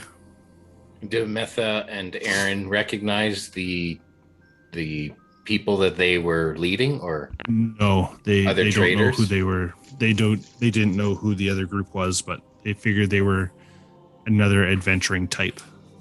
Like a party of 5, party of 6? A party of 5, probably, yes. Okay. No, I'm And- not running 2 games at the same time like Spencer and making you both in the same world. No. And is there any like we would have seen them ourselves? Yeah. Is there any like distinguishing features, or are they all just bundles of No, fur? you see bundles of fur. That's Any honestly what. Goliath-sized people? Nope, just all mostly kind of like medium-sized humanoids. Any not elderly ready. among them? You would have had to get closer. All of them were on a dog sled, so they were traveling quite quickly as they exited. You notice as you guys are getting to town and you're going on the roads. The roads are quite empty. You may be past 1 or 2 people as you're going all the way from the entrance to at the south of Targos, as you're going all the way kind of like meandering your way to the right and then crossing back to the left to get to Triglio. You know that, you see 1 or 2 people, so you are understanding when people go outside, they walk with purpose, they get there quickly, they get in the buildings because it is awful outside. It is cold, it is miserable, and it's uncomfortable even in your cold weather gear. Okay, we go straight into the building. Yeah, you slide straight and make your own door into it. You pull up beside. Metha and Aaron both jump off. Aaron stays with the sled, and Metha is gonna walk into the store. Are all of you coming, or some of you coming? Do you want a guard? I'm right there with the wagon. Metha. I'll wait by the door to help Quincy down if he needs help. Oh, thank you. I'll ask Aaron if he wants someone to stay and guard. Oh, that'd be appreciated, Zoko. Appreciated. I'll stay with Aaron and Zoko. Okay. All right. Quincy, So- should we go get some soup? Oh, hot soup would be great. Maybe we can get some drinks with little umbrellas in them. Maybe. Yep. But So you know we're that at the shop. This is the general store, Triglio. You kind of like open the door. Metha opens the door quickly and purposely walks through the door. Who else is entering with her? Oh, I see. It's not like a walking town. No, it is like you open the door, you walk in, you shut the door. Gotcha. Maybe we'll wait till we get there, Quincy. Okay, are we all at the shop right now, or some of us So went to the inn? You're all with the caravan pulled up outside of Triglio. Yeah. I'll hop into the shop. Okay. Quincy, do you come as well? Yeah. Okay. On my character sheet, I have a, I think it's an adventures pack. So I wouldn't have thought that I would have got that originally. So I want to purchase that here. You can certainly do that. They will have adventurers packs for sale. Okay. They'll probably cost 5 gold more here, just for being up in the middle of nowhere. Okay, so I'll take another 5 off my money. Perfect. As you open the door, you hear the door as like everything is cold, and you can see that there's not many people inside the shop. There's the shopkeeper, Justin Hunre, a human who kind of looks like a bit like a scarecrow. You can see that he has obviously been fishing a lot, but his left hand looks a bit mangled. And he'll be like, Arthur, that's you? Yeah. Oh, it is. It's good to see you. Just need some supplies like normal. And Metha will be like, oh, yes. Justin, I'll just need my regular supplies. We're bringing these adventurers with them. This is Maximus. And Justin will go, huh. How do you do there? How do you do there? Fine. What brings you to this shithole? Hail and well met. Yeah. We have a mission to search out a certain individual who goes by the name of Sephek Caltro. Sephek. Yeah, he works for the Targos. The Targos. You ever do any? Oh, Targos. Trading? Oh, merchant trading with them. Always stealing from us and double the price to buy it back. That asshole. You say he stole back. He stole from you. Oh, he steals from anybody he will and sells it at the next town as his shop where he pulls everything open. Trust anything he says. He's with him. He was here a day ago. He's heading north. If he's heading north, he's probably not going to Bryn Shander. He doesn't spend much time there. Too much militia, let's say, with the speakers.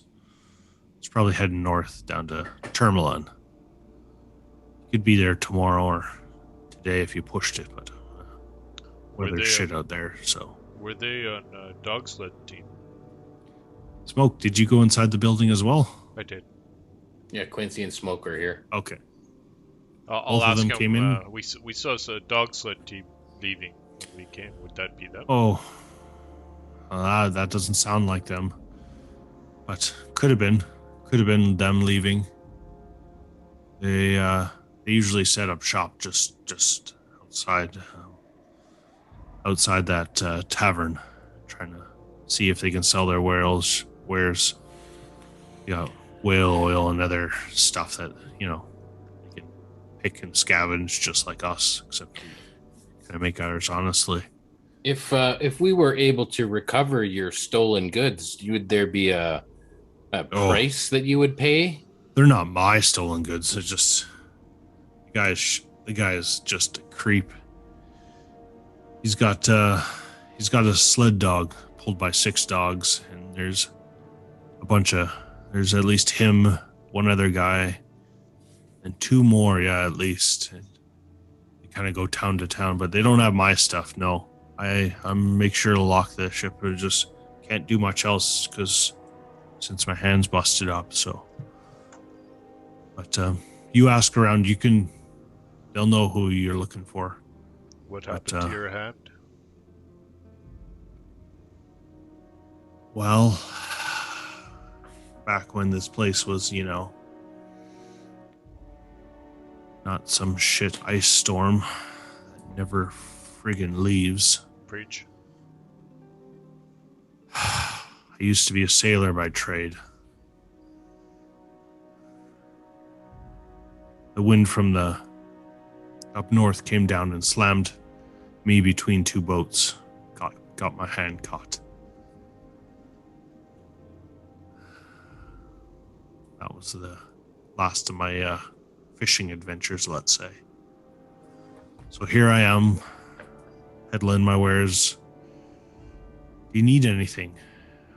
We got some, I'd like to buy some torches. Oh, we have a few torches, yeah. I have 10. Yeah. I have 10, but I don't want to be caught in the dark up here. Oh, yeah, we don't got too many left, but you can buy 1 or 2. That'd be fine. Yeah. Okay, I'll buy what you're willing to sell. He'll kind of rummage around, and he gets out from behind the counter, and you can see he's skinny and gaunt. You can tell he's got like patches of yellow kind of just behind his eyes. You can see that jaundice is setting in just from being malnutrition, from not eating proper and not making enough money. He goes out to the shelves and grabs 2 and sticks them in his arm and just walks back and puts them back on the shelf. And I don't know how much a torch costs, but it'll be a regular price. Silver. Sure, there'll be 2 silvers then. I have 2 silvers. 2 silvers per torch? 1 silver per torch. 2 for 2. Okay. Can I buy 5 torches? Yep, you will clean him out of torches, and he will be quite happy because this is his sale of the day. Okay, you are the whale. He is. I put 50 copper on the table. Okay. Yeah, I can. And 50 copper is it 5 silver. Yeah, isn't it? So, yeah, that's good. I just had to do math to make sure it was good. Yeah, but it'll be like this large sack of copper coins. Yeah. Thump. Yeah. And he'll be like, oh, that's a lie. He'll open it. Oh, it's copper. Yeah. He'll count it. Oh, it's 50. Perfect. Yeah. He shows you where the torches are and counts 5 out and hands them to you. So you now have 5 torches as well. He says, if you go down to the Three Flags Sailing Tavern, you should be able to get some more information from there. Usually they stop and they stay. They were here last night, so they usually stop and kind of make a fool of themselves before they go on to the next town. So, do you know what kind of outfits they have, or what kind of weaponry they have? I mean, you've seen them before, right? I have seen Torga and his guys before, but they're just humans mostly. There is one of them. He doesn't wear furs outside. He's kind of got a silver tongue. Be wary of him. I don't know if that's the one you're looking for. Yeah. So what kind of weapon does he carry? He had some sort of sword, maybe a scimitar or a rapier, something like that. It's about as much as I know. I try to keep my distance. He's shady folk. So, would it help your business if we got rid of him for you? I mean, would that I might sell a few more things, but from people dying to people freezing, shady folk don't work here. So we need to stick together to get through this mess. What would it be worth to you if we took care of that problem? To me, well, yeah, nothing. He doesn't really carry fishing goods, so I mean, yeah, you can roll your persuasion check if you'd like to see if you can persuade the. Okay. 16. He definitely gets what you're doing, and he kind of chuckles. He's like, I see what you're doing. I've been here a long time. I've grown up here. This is where I'm from. Hey, it's just business, okay? It's just business. I get that. So I appreciate it. I know friends of mine that have been screwed over by him, but everything he sells is overpriced and usually taken from somewhere else. Usually he finds it on the road or, picks it off a corpse, so to speak. But you didn't hear that from me.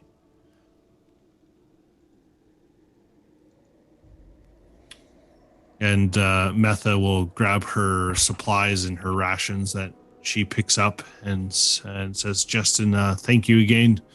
Hope you stay warm and safe till we meet again. And she kind of nods at all of you, and says, I'm leaving if you guys are following. Okay. Are we taking the cart back to the inn?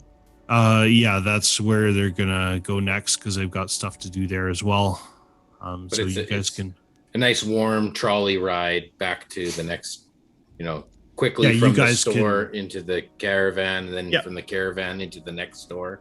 Yeah, you can definitely follow from Trilago, Triglio, all the way to like the right into the port, and you can see like the whole port is frozen. So anybody who does have boats, like they kind of have them sitting on ice, and they have to drag them all the way out to where the lake has not completely frozen over to fish.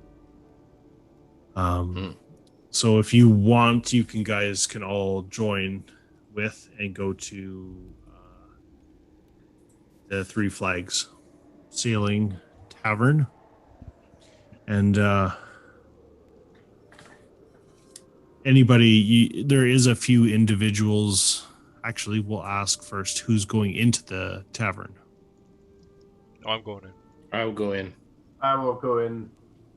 I want to go get one of those drinks with a little umbrella. So, Zoko, you're staying out?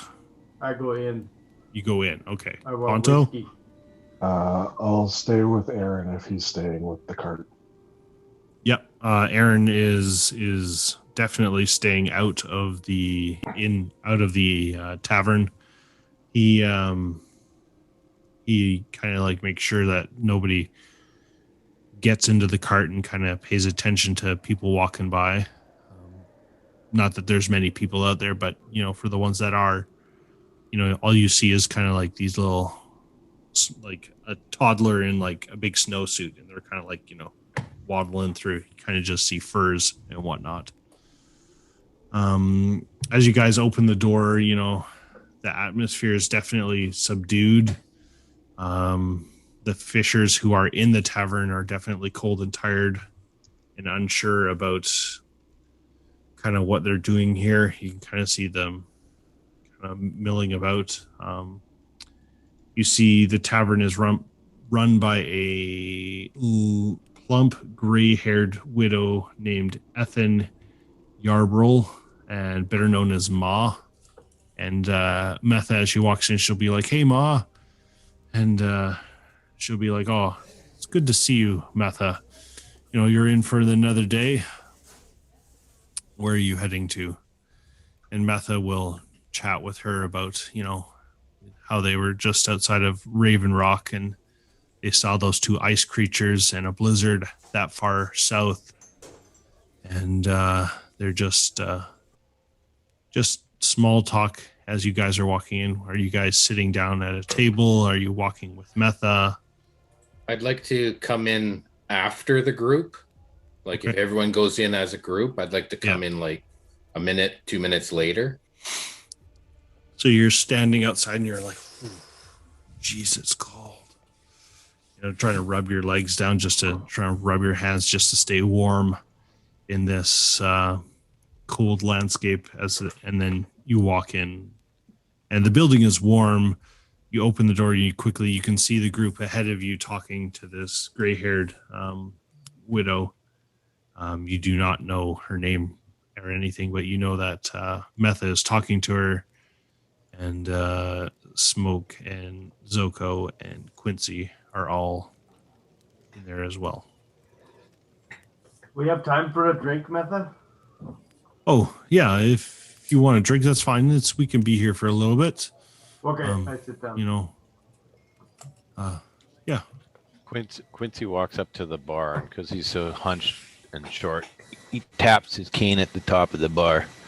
Yeah, and you tap the bar, and literally Ma is standing right beside Metha, and you walk like on the other side and you're tapping the bar. Go ahead, what are you gonna say? Hello, you got any daiquiris or Tia Marias or those little drinks with the little umbrella? I like one of those. Oh, you poor old man. We don't have anything like that right now, but if you sit down, and I'm sure I can rummage something up that'll be something like that.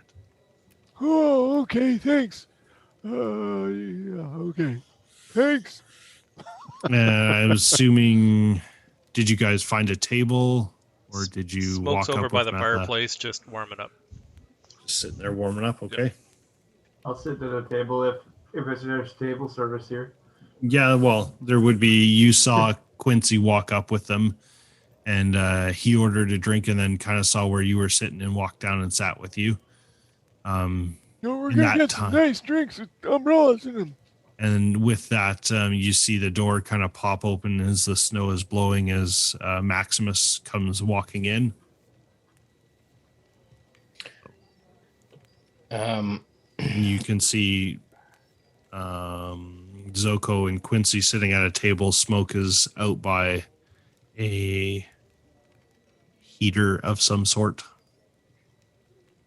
Come, sit down, friends. Okay, I'll come in and I'll kind of like dust the snow off and stamp my feet and kind of get situated, and then I'd like to go up to the bartender and say, "Hi, I'm looking for a group that was just in here with the Torgs. I was told to come and meet them, and do you know where they went? Do you know if they're here?" Yeah, sure. Make a charisma. Deception check. You want Sure, deception? you can make a deception check. Sure, we'll go with that. I know what you're trying to go for, so It's a 12. okay. She's like, Torgs. Yeah, they were definitely here last night for sure. They don't normally head to Bryn Shander. If you guys just usually that means they're heading north then. So probably Tourmaline is your next best guess. You can probably just figure it out from there. But if you ask a few more people, you might be able to figure it out. They came in here last night. They definitely drank. They had their fun and then they left. That's Who per were normal. Who were they drinking with? Oh, they don't drink with anyone. Except for that one. He's quite the charismatic man. But yeah, I mean they were all right. They paid their manners and they were nothing funny going on. So the charismatic one, can you point him out? he's he not here? here. No, Oh. he's not here. They usually leave the day after. So I'm assuming they've left and headed north. So Is there anyone here in the bar now that was here yesterday and saw them? Oh. She stops and thinks and is like, oh, maybe. And she points over to another person in the bar, a Donald. And she's like, oh, Donnie was over here. He might have heard something if you ask him. And he points at she points at a human male seated at the other opposite corner of the bar or tavern, I should say. Okay, and what's he drinking? He's probably just having a mead like normal. Okay, I'd like to send him a mead. Oh yeah, sure. That'll. I don't know how much does a mead cost. Well, let's go with a silver. Okay, and I'll have a mead too. And I'll put 20 copper on the bar. She'll look at the bag and kind of look back. I said, yeah, that'll work, I guess. Thanks. And grabs it, counts it out. Yeah, perfect. And just puts it back behind the bar where it needs to go and locks it up and then pours your 2 drinks and passes you one and says, do you want to take it over or shall I? I'll take it over. Oh, perfect. Yeah, here you go. And hands you the drink and goes back to talking to Metha and says, Metha, I'll be right back. Just have a seat and we can chat later. That's fine. And she goes back behind the bar and starts looking through like cups and cupboards and like the bottom of the shelf to try and see if she's got some weird shaped umbrella looking thing for the drink that Quincy asked for. She comes back with a not too bad looking umbrella. And it's still a cup of mead with an umbrella in it. So it's just, she passes it to him and she's like, it'll be a silver for it, but this is the best I can do. I'm sorry. It's not like it's warm outside nowadays. Your mic is up. Oh, okay, thank you. Yeah. And you obviously pay. That's like the built-in bad hearing for Mike. Yeah, Mike is it's exactly. You can't quite hear what you're saying there, Quincy. Yeah. Zoko, are you gonna say something while she's at the table here? I would like your finest, darkest mead, please. Oh, yeah. One more mead, no problem. It'll be and a silver. Meat pie. You have any meat pie? She thinks back and she's like, we usually only serve stews mostly, but it's a pretty thick stew tonight. That sounds perfect. I love. It's got some fish stew. in it, and it's pretty good. I'll take some good. stew, but could I also get some warm goat milk in a bowl? We don't have goat milk. Smoke's a little. We have mead. How much is your stew? We'll call it a silver as well. Excellent. Here you go. Here's 2 silver. Thank you. Perfect. And she grabs it. I'll have the same as Yeti. Okay. She comes back with 2 more umbrellas in your drinks and passes it off to you guys. So you match now, Quincy. I don't know about this. And how is the rain supposed to protect you with these little umbrellas?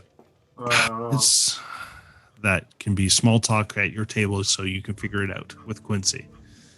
We'll pan over to Ponto and Aaron sitting at the cart outside. They're kind of having some rations, maybe some jerky and some dried meats. Is there anything you wanted to ask Aaron, Ponto? I mean, not really. Just sort of the sort of small talk that I would assume was going to happen. Of like, do you have any problems with people like taking the card or taking stuff out of the card if you went in as well? Or I mean, typically there's always got to be one person outside there, Ponto. Folks here coming up on hard times, so if an opportunity is there, most folks take the opportunity nowadays. Always wasn't like this. Ever since the winter sat in, it's just turning folks sour, so to speak. I suppose the harder it gets, the more desperate people will be, and I just wish that there was something more that we could do. I mean, if you believe all the whispers and whatnot, apparently this Frostmaiden's a real thing. Some claim to have seen her and lived a tale, but I've never seen anything outside of the regulars. When the blizzard happens, you stop. Try not to make trouble on the road. If you see another group, you move over and, give the nod and wave and, try and do your best to just keep your head down and move on quickly. Yeah, that's fair. It's just a sad state when you have to be so cautious and not be able to trust anybody around. It's got to be something that we can do to help these people out. I mean, you can't give them your cart. That's not going to help them, but... No. You can roll a persuasion check first.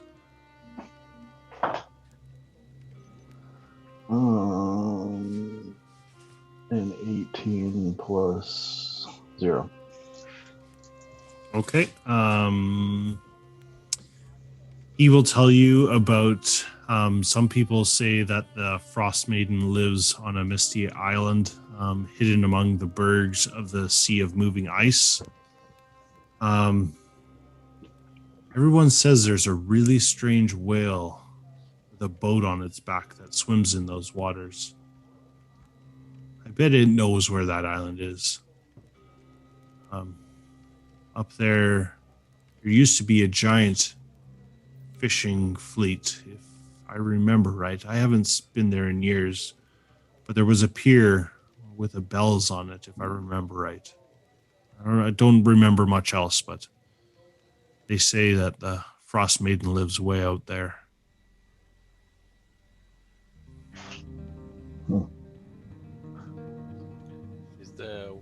Is the lake frozen? The lake is Dual Dun. Is mostly frozen. Definitely in the port of Targos, it's definitely frozen all the way for most of the lake until it gets deeper and stops freezing. So the fishermen who do go to fish the lake still, because that was most people's livelihood here on the lake, they have to drag their boats all the way out there, fish what they can, and then drag the boats with the catch all the way back. So life is definitely harder out here now because the ice is more difficult for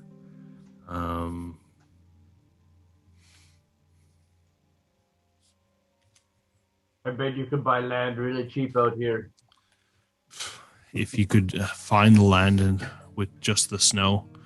Aaron will continue talking to you, Ponto, about, just like things he's seen in his days, and just kind of the small chit chat will continue on. Yeah. And I'm just sort of keeping an eye out while I'm sort of tinkering with my van brace and working on various other things. Just sort of keeping busy.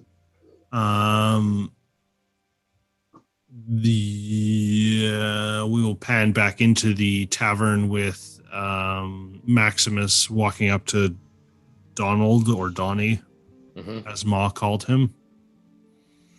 So I'll bring him a mead and I'll be like, hail and well met. My name is Maximus, and Ma said that you might have a conversation with me, or I brought you mead. Cheers. Oh.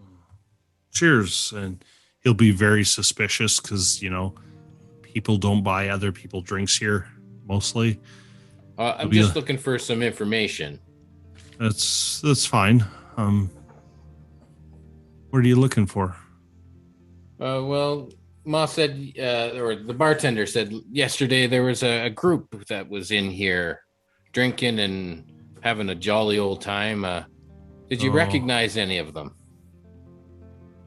Sure. I mean, there was regulars in here, but the only people that kind of get, a little more jovial and happier is usually just Sephek Caltro and maybe one or two of Torga's men, but, just stay out of their way. They're bad news. You know Sephek? No, I don't know. I don't get mixed up with that guy. All I know is he's bad news. So it's what's all with the questioning? Well, I've been sent to find him. I've got an urgent message. Okay. You just got a message. Make a persuasion check or a charisma check, and add your proficiency because you bought him a drink as well. So persuasion plus proficiency is a dirty 20. Perfect. He'll be like, yeah, they were totally here last night. Obviously, they sell their goods and then they're off the next day. I know that they were headed north. If I remember right, he said something about Tourmaline and heading out to the mines there. So, see if they could hawk their wares up there. So, it's as much as I know. Just be wary if you run into them. They're not good. You said you saw him, and you know he was here last night. What kind of weapon does he carry? Did he come in the bar with a shield, a sword? He didn't come in. I mean, he came in wearing his leathers like normal, but you know, that's about it. I'm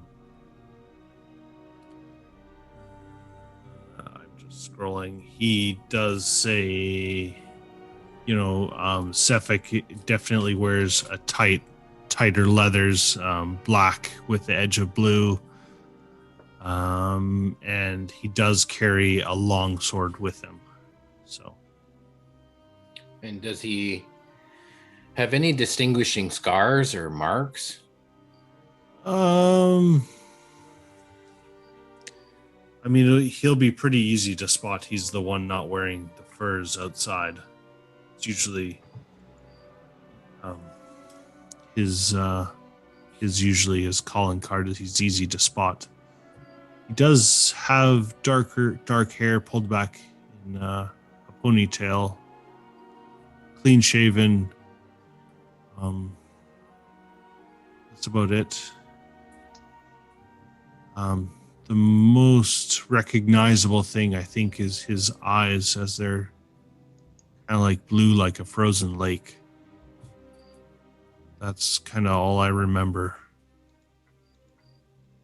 And does he have any damage immunities? No. What are his weaknesses? Yeah. Is he a good dancer? Probability. Yeah. He is a good dancer. He has got some stylish skills. But that's all that I know. He'll say thanks for the meet and kind of just like cut the conversation off there because he feels like he's kind of being poked and prodded a lot. So. Okay, and just one other thing I wanted to take note of. Does he have like a little satchel or a coin purse? No, that all of his coin purses are probably inside his winter jacket. It goes over everything. Everyone's in the bar in their winter jackets, like all bundled up. Well, not all of them. Ma's probably not because she works here, but most of the other fishermen are still cold from the outside, so most of their jackets are open. But any coin purses on them? Anyone I can see? Give me a perception check. Sure. Okay. That's 12. Yeah, you can't see anything. Okay. Okay. Your food, as the conversation of Maximus and Donnie is happening, the food comes out to Zoko and Smoke, and it is a nice hot bowl of stew filled with a little bit of vegetable, some meat, but it looks nice and hearty. Awesome. So good. You guys eat your meal. Metha is chit-chatting with Ma as you speak. Quincy, are you just drinking your mead, and did you want to order some food as well when she dropped them off? Your mic is still not down, so it's really like you're not listening. As soon as the meat comes out, the food comes out, Quincy's already a little tipsy because he hasn't eaten anything yet, and he's drinking meat. Well, you ate something at the beginning of the day, but yeah, you're. Oh yeah, good berry. Yeah, but you would have had something in the morning when Meth had cooked up food. Yeah. Okay. So yeah, he'll order whatever the stew is, which costs how much? Yeah, 1 silver. 1 silver. Okay. Yeah. So you hand a single silver over, unlike Maximus, who big bags of copper is coming out. Yeah, I'll hand over 1 single silver. And you guys just remember that Jason is keeping the party loot apparently, and you guys do have half of the money is sitting in there if you need something. So Yes, I asked him to give me my money and he didn't. that seems like a problem between Zoko and Maximus. Maximus is, we can all trust him. I came in separately from the party. I haven't connected with them at all. I'm sitting at a separate table or at the bar, you know. Yeah. Maximus, what are you doing over there? Come sit with us. I'll pretend I didn't hear him. Maximus.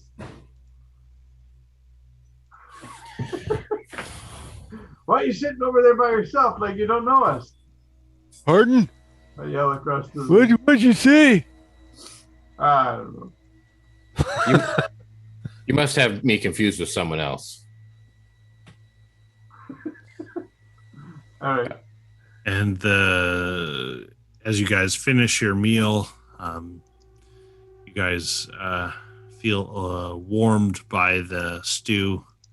Just as it kind of sits in your belly, Metha is chatting with Ma, and just bids her adieu, and looks at you guys as like, is this where we're parting ways, or do you know where you're headed to next?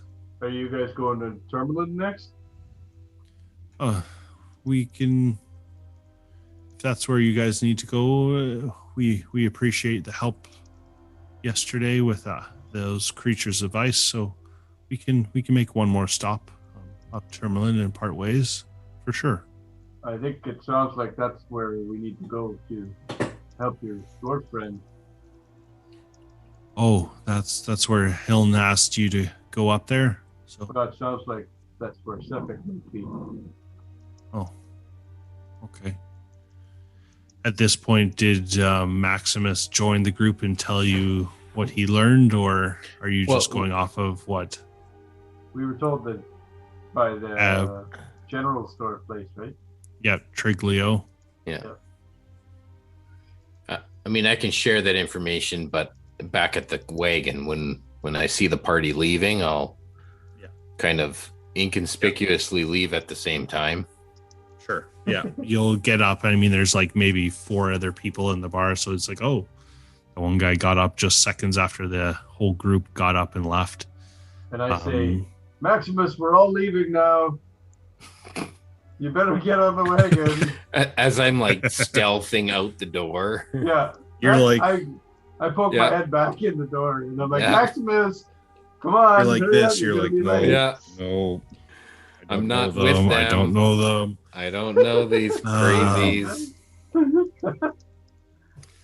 And so, like, you walk outside, and Metha has kind of like a little cold pouch of like stew for Aaron back at the caravan, and notices, Ponto, did you need anything before we left? Do you need a bite to eat or something?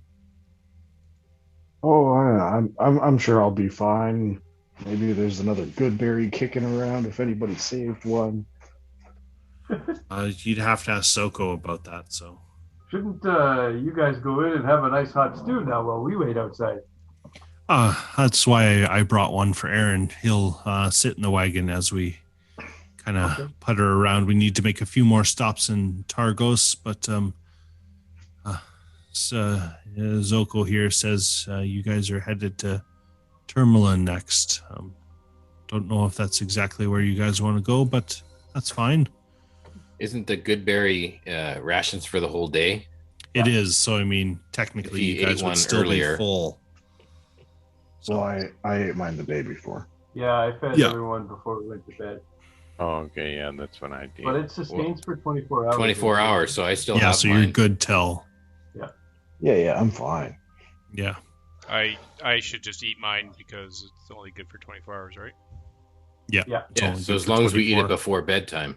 Unless you leave it outside in the snow and it freezes, and then it will like preserve it for one. No, I'll just eat mine now. Then it's more like a lozenge. Yeah. It's kind of like, ooh. Slow release. Could we make like a good berry like shake with the frozen berries?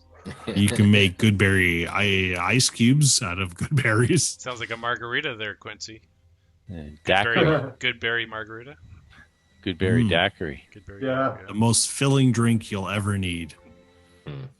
So, as you guys go out, you can see that the day is definitely winding down in the village. A few more people are pulling in boats, and you can see like there's a few more people kind of getting a few things done before the end of the day.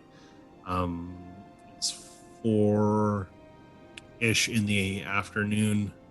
So at this point, you guys will be in the caravan. Does Maximus kind of want to talk to some people and see what happens from here? Sure. Yeah. I'll tell the group, look, I was able to get some information on this Sephek guy. We're looking for a dark-haired, ponytail, clean-shaven guy with black leathers, little bit of blue trim. He carries a long sword. He has piercing blue eyes, and he's a good dancer, apparently. But, I mean, I haven't seen him. I don't know if he's any better than me. I mean, come on. I mean, What kind of leathers? Dark leathers? black leathers with a little bit of a blue trim to it. He's also the only guy in the north that's not wrapped in furs. Yeah. He's wearing tight leathers instead of like that afro fur that you've got going on. Yeah, I look like a lollipop. A fuzzy lollipop. Yeah, It'd you be guys. easy to find this guy. Yeah. Well, you apparently. guys- Go ahead. No, apparently he might have been the party that left as we entered. It's hard to say. Oh, So he might be only like a day ahead of us. well, that would be good because they're supposed to stay in each community for a day, right? Yeah, Or not very long. So, but we'll probably be one day behind them if we leave tomorrow. so if they work for a day and then drink for a day, we better hurry.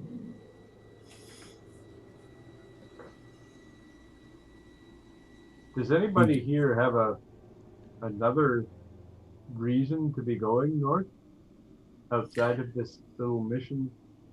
I do. I have a contact in East Haven.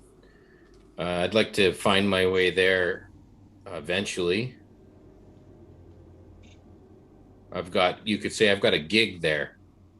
A gig. Yeah. All right. What is a gig? A gig. It's like a contact that sells magic beans. It's more than a megabyte and less than a terabyte. That's how fast Jason's internet works. I'm so confused. No, he does not have gigabit. No, he does not.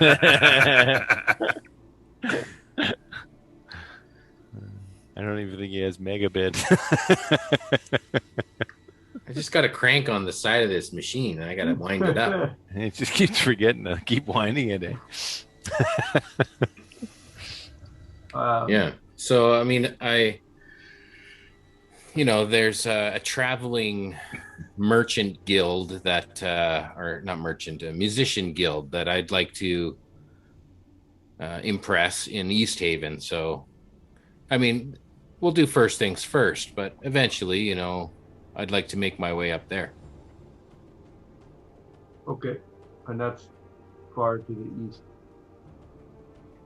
I think when we were looking at the map, East Haven was very not north, and it was pretty east. Yeah, it's like I can central, bring east the central. map back up. Lake Denishir, just south of. But yeah, so everyone is on board then with trying as quick as we can to find these guys then for Hilda or for Hilm. Hilm. Or Hilm. Yeah, I think we've got, if we just are hot on their tail, let's just go straight to them. We can make our way to East Haven later. Okay. So then for sure then Tourmaline is our best choice. You mentioned something about the mines in Tourmaline. What's that? Somebody said he was heading towards the mines of Tourmaline. They think he might be heading towards the mines in Tourmaline. Yeah. That would have been something Maximus would have shared. Yeah, that's something Donald said. I'll ask Metha. Do you know about mines in Tourmaline? Oh, yeah, that's kind of Tourmaline's kind of secondary thing just outside of there. There is a mine where they get some gemstones out of. It's not a bad thing. You see any idea of how long they might go to a mine for? You wouldn't go to a mine just for a day, would you? No, but usually if you're going to Tourmaline, you kind of go into it and then go just sell your wares inside. You set up shop for a few hours. You move to the next spot, set it up again for more hours. And if you go outside to where the mine is, usually everybody walks past who's coming out of the mine back into the town. Sell some more wares. Okay, so we have decided that is where we would like to go. If you will take us there. Yeah, that shouldn't be a problem.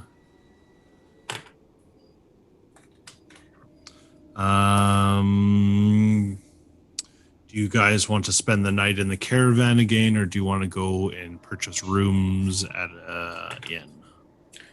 Can we hit the road right now and then sleep? You could probably get maybe an hour at the most outside of Targos, kind of following around the lake edge, so to speak. Would it get us in Tourmaline by morning? Or is it we could definitely be there by tomorrow midday at the most. So if everything goes right with the weather, we could be there in the morning. Still, it's not too far. It's less than a day's travel, so yeah, I don't think there's anything to be learned more here, and the sooner we get there, the better. Yeah, I mean, if you guys are just heading out, that's fine. We can head and we can go. Metha will talk to Aaron about it quickly, and Aaron kind of shrugs her shoulders, like, "Yeah, we can pack up and go out if we got everything we need here, Metha. If we dropped everything off we needed, and asked around to our regulars that if there needs to be anything moved from Targos to Tourmaline." So I'll say, look, guys, we really need to get moving here, and every hour that we can save, we can just push forward. And even if we don't charge into Tourmaline, we kind of hold back and maybe sneak in and find some information and then make our move. I mean, we can get the jump on them if we leave now. And if you guys are on board, we can really pull together as a team, and we can just move forward in this. I think that, I mean, that's money in our pocket. I mean, this is going to be easy money. What do you say, guys? Hit points from this? I would like some free hit points. That's the idea. That's the idea. Yep. We'll say Maximus makes a rousing speech that seems somewhat coherent with the knowledge he's gained, and rallies the troops, so to speak. Somewhat. Convince them to go tonight rather than. You know what we should morning. do? We should make you roll a persuasion check every day to see how good it is. You got it. Persuasion or performance? You pick. And we got. I think they're the same right now. Yeah, they're the same. So that is a 12. It's mediocre this time. It's still good enough to get you the hit points. But you'll all gain your 4 temporary hit points. And you will be exiting. Out of town. Yeah, we will be exiting Targos. And in 2 weeks, we will arrive in Tourmaline. Tourmaline. 2 weeks. Yeah, so the next session. Next session. Okay. Not literal 2 weeks for us. Game session 2 weeks. Yeah. Yeah. You know that the actual distance. Aaron would know this. Targos to Tourmaline, if you're kind of walking and plodding, kind of like us, it's about 4 or 5 hours travel. Okay. If you're on a dog sled, you go twice as fast. So It's like 10 miles on the map.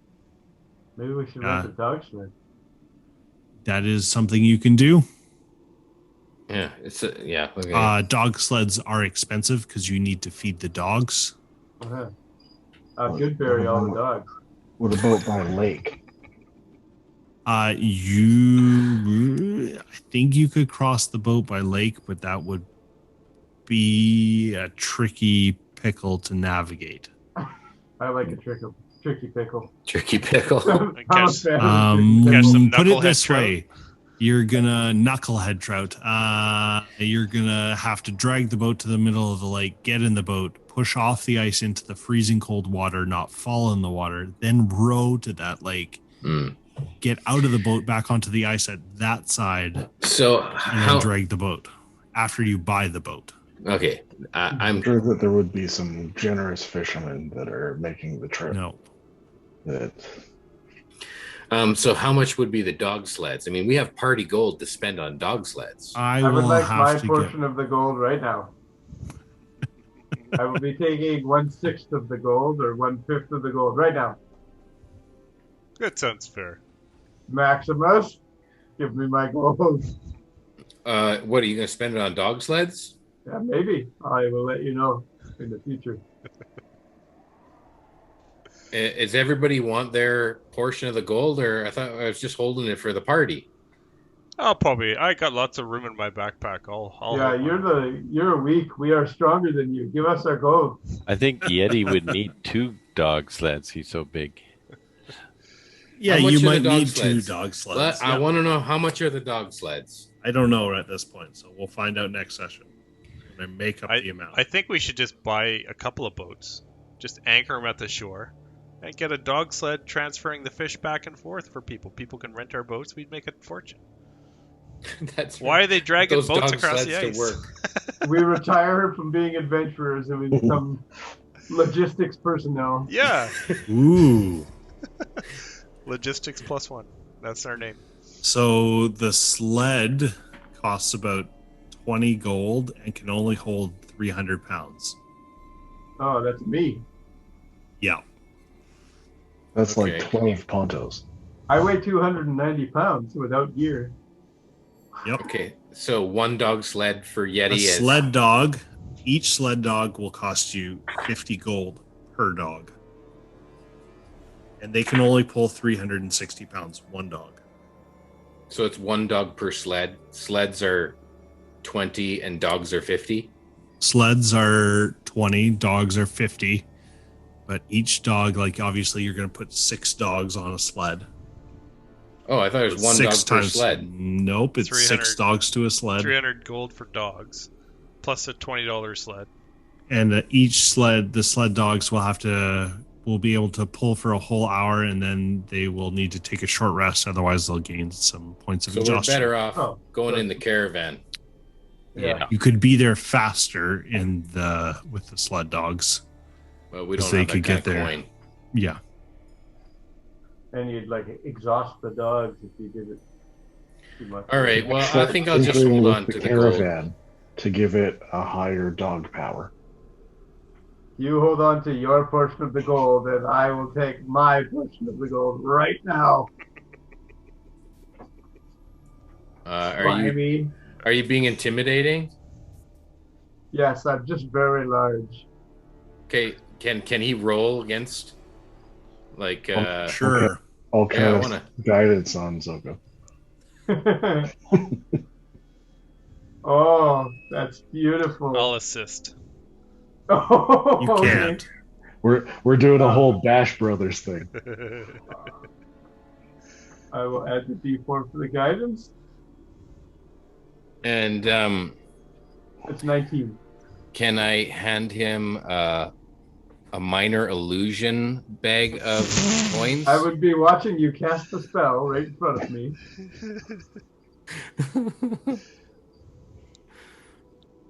You can make a sleight of hand check if you'd like, but you there we go. That check. There we go. There's the little snake man. Give us our money, snake man. I want the versus roll. That's what I want. I got the natural 1. It's like we're taking so the our bag money. comes out and you put it in his hand and it like clips through his hand and he's like,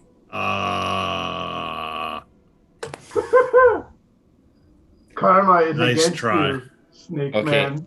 Okay, I'll give him his 10 gold.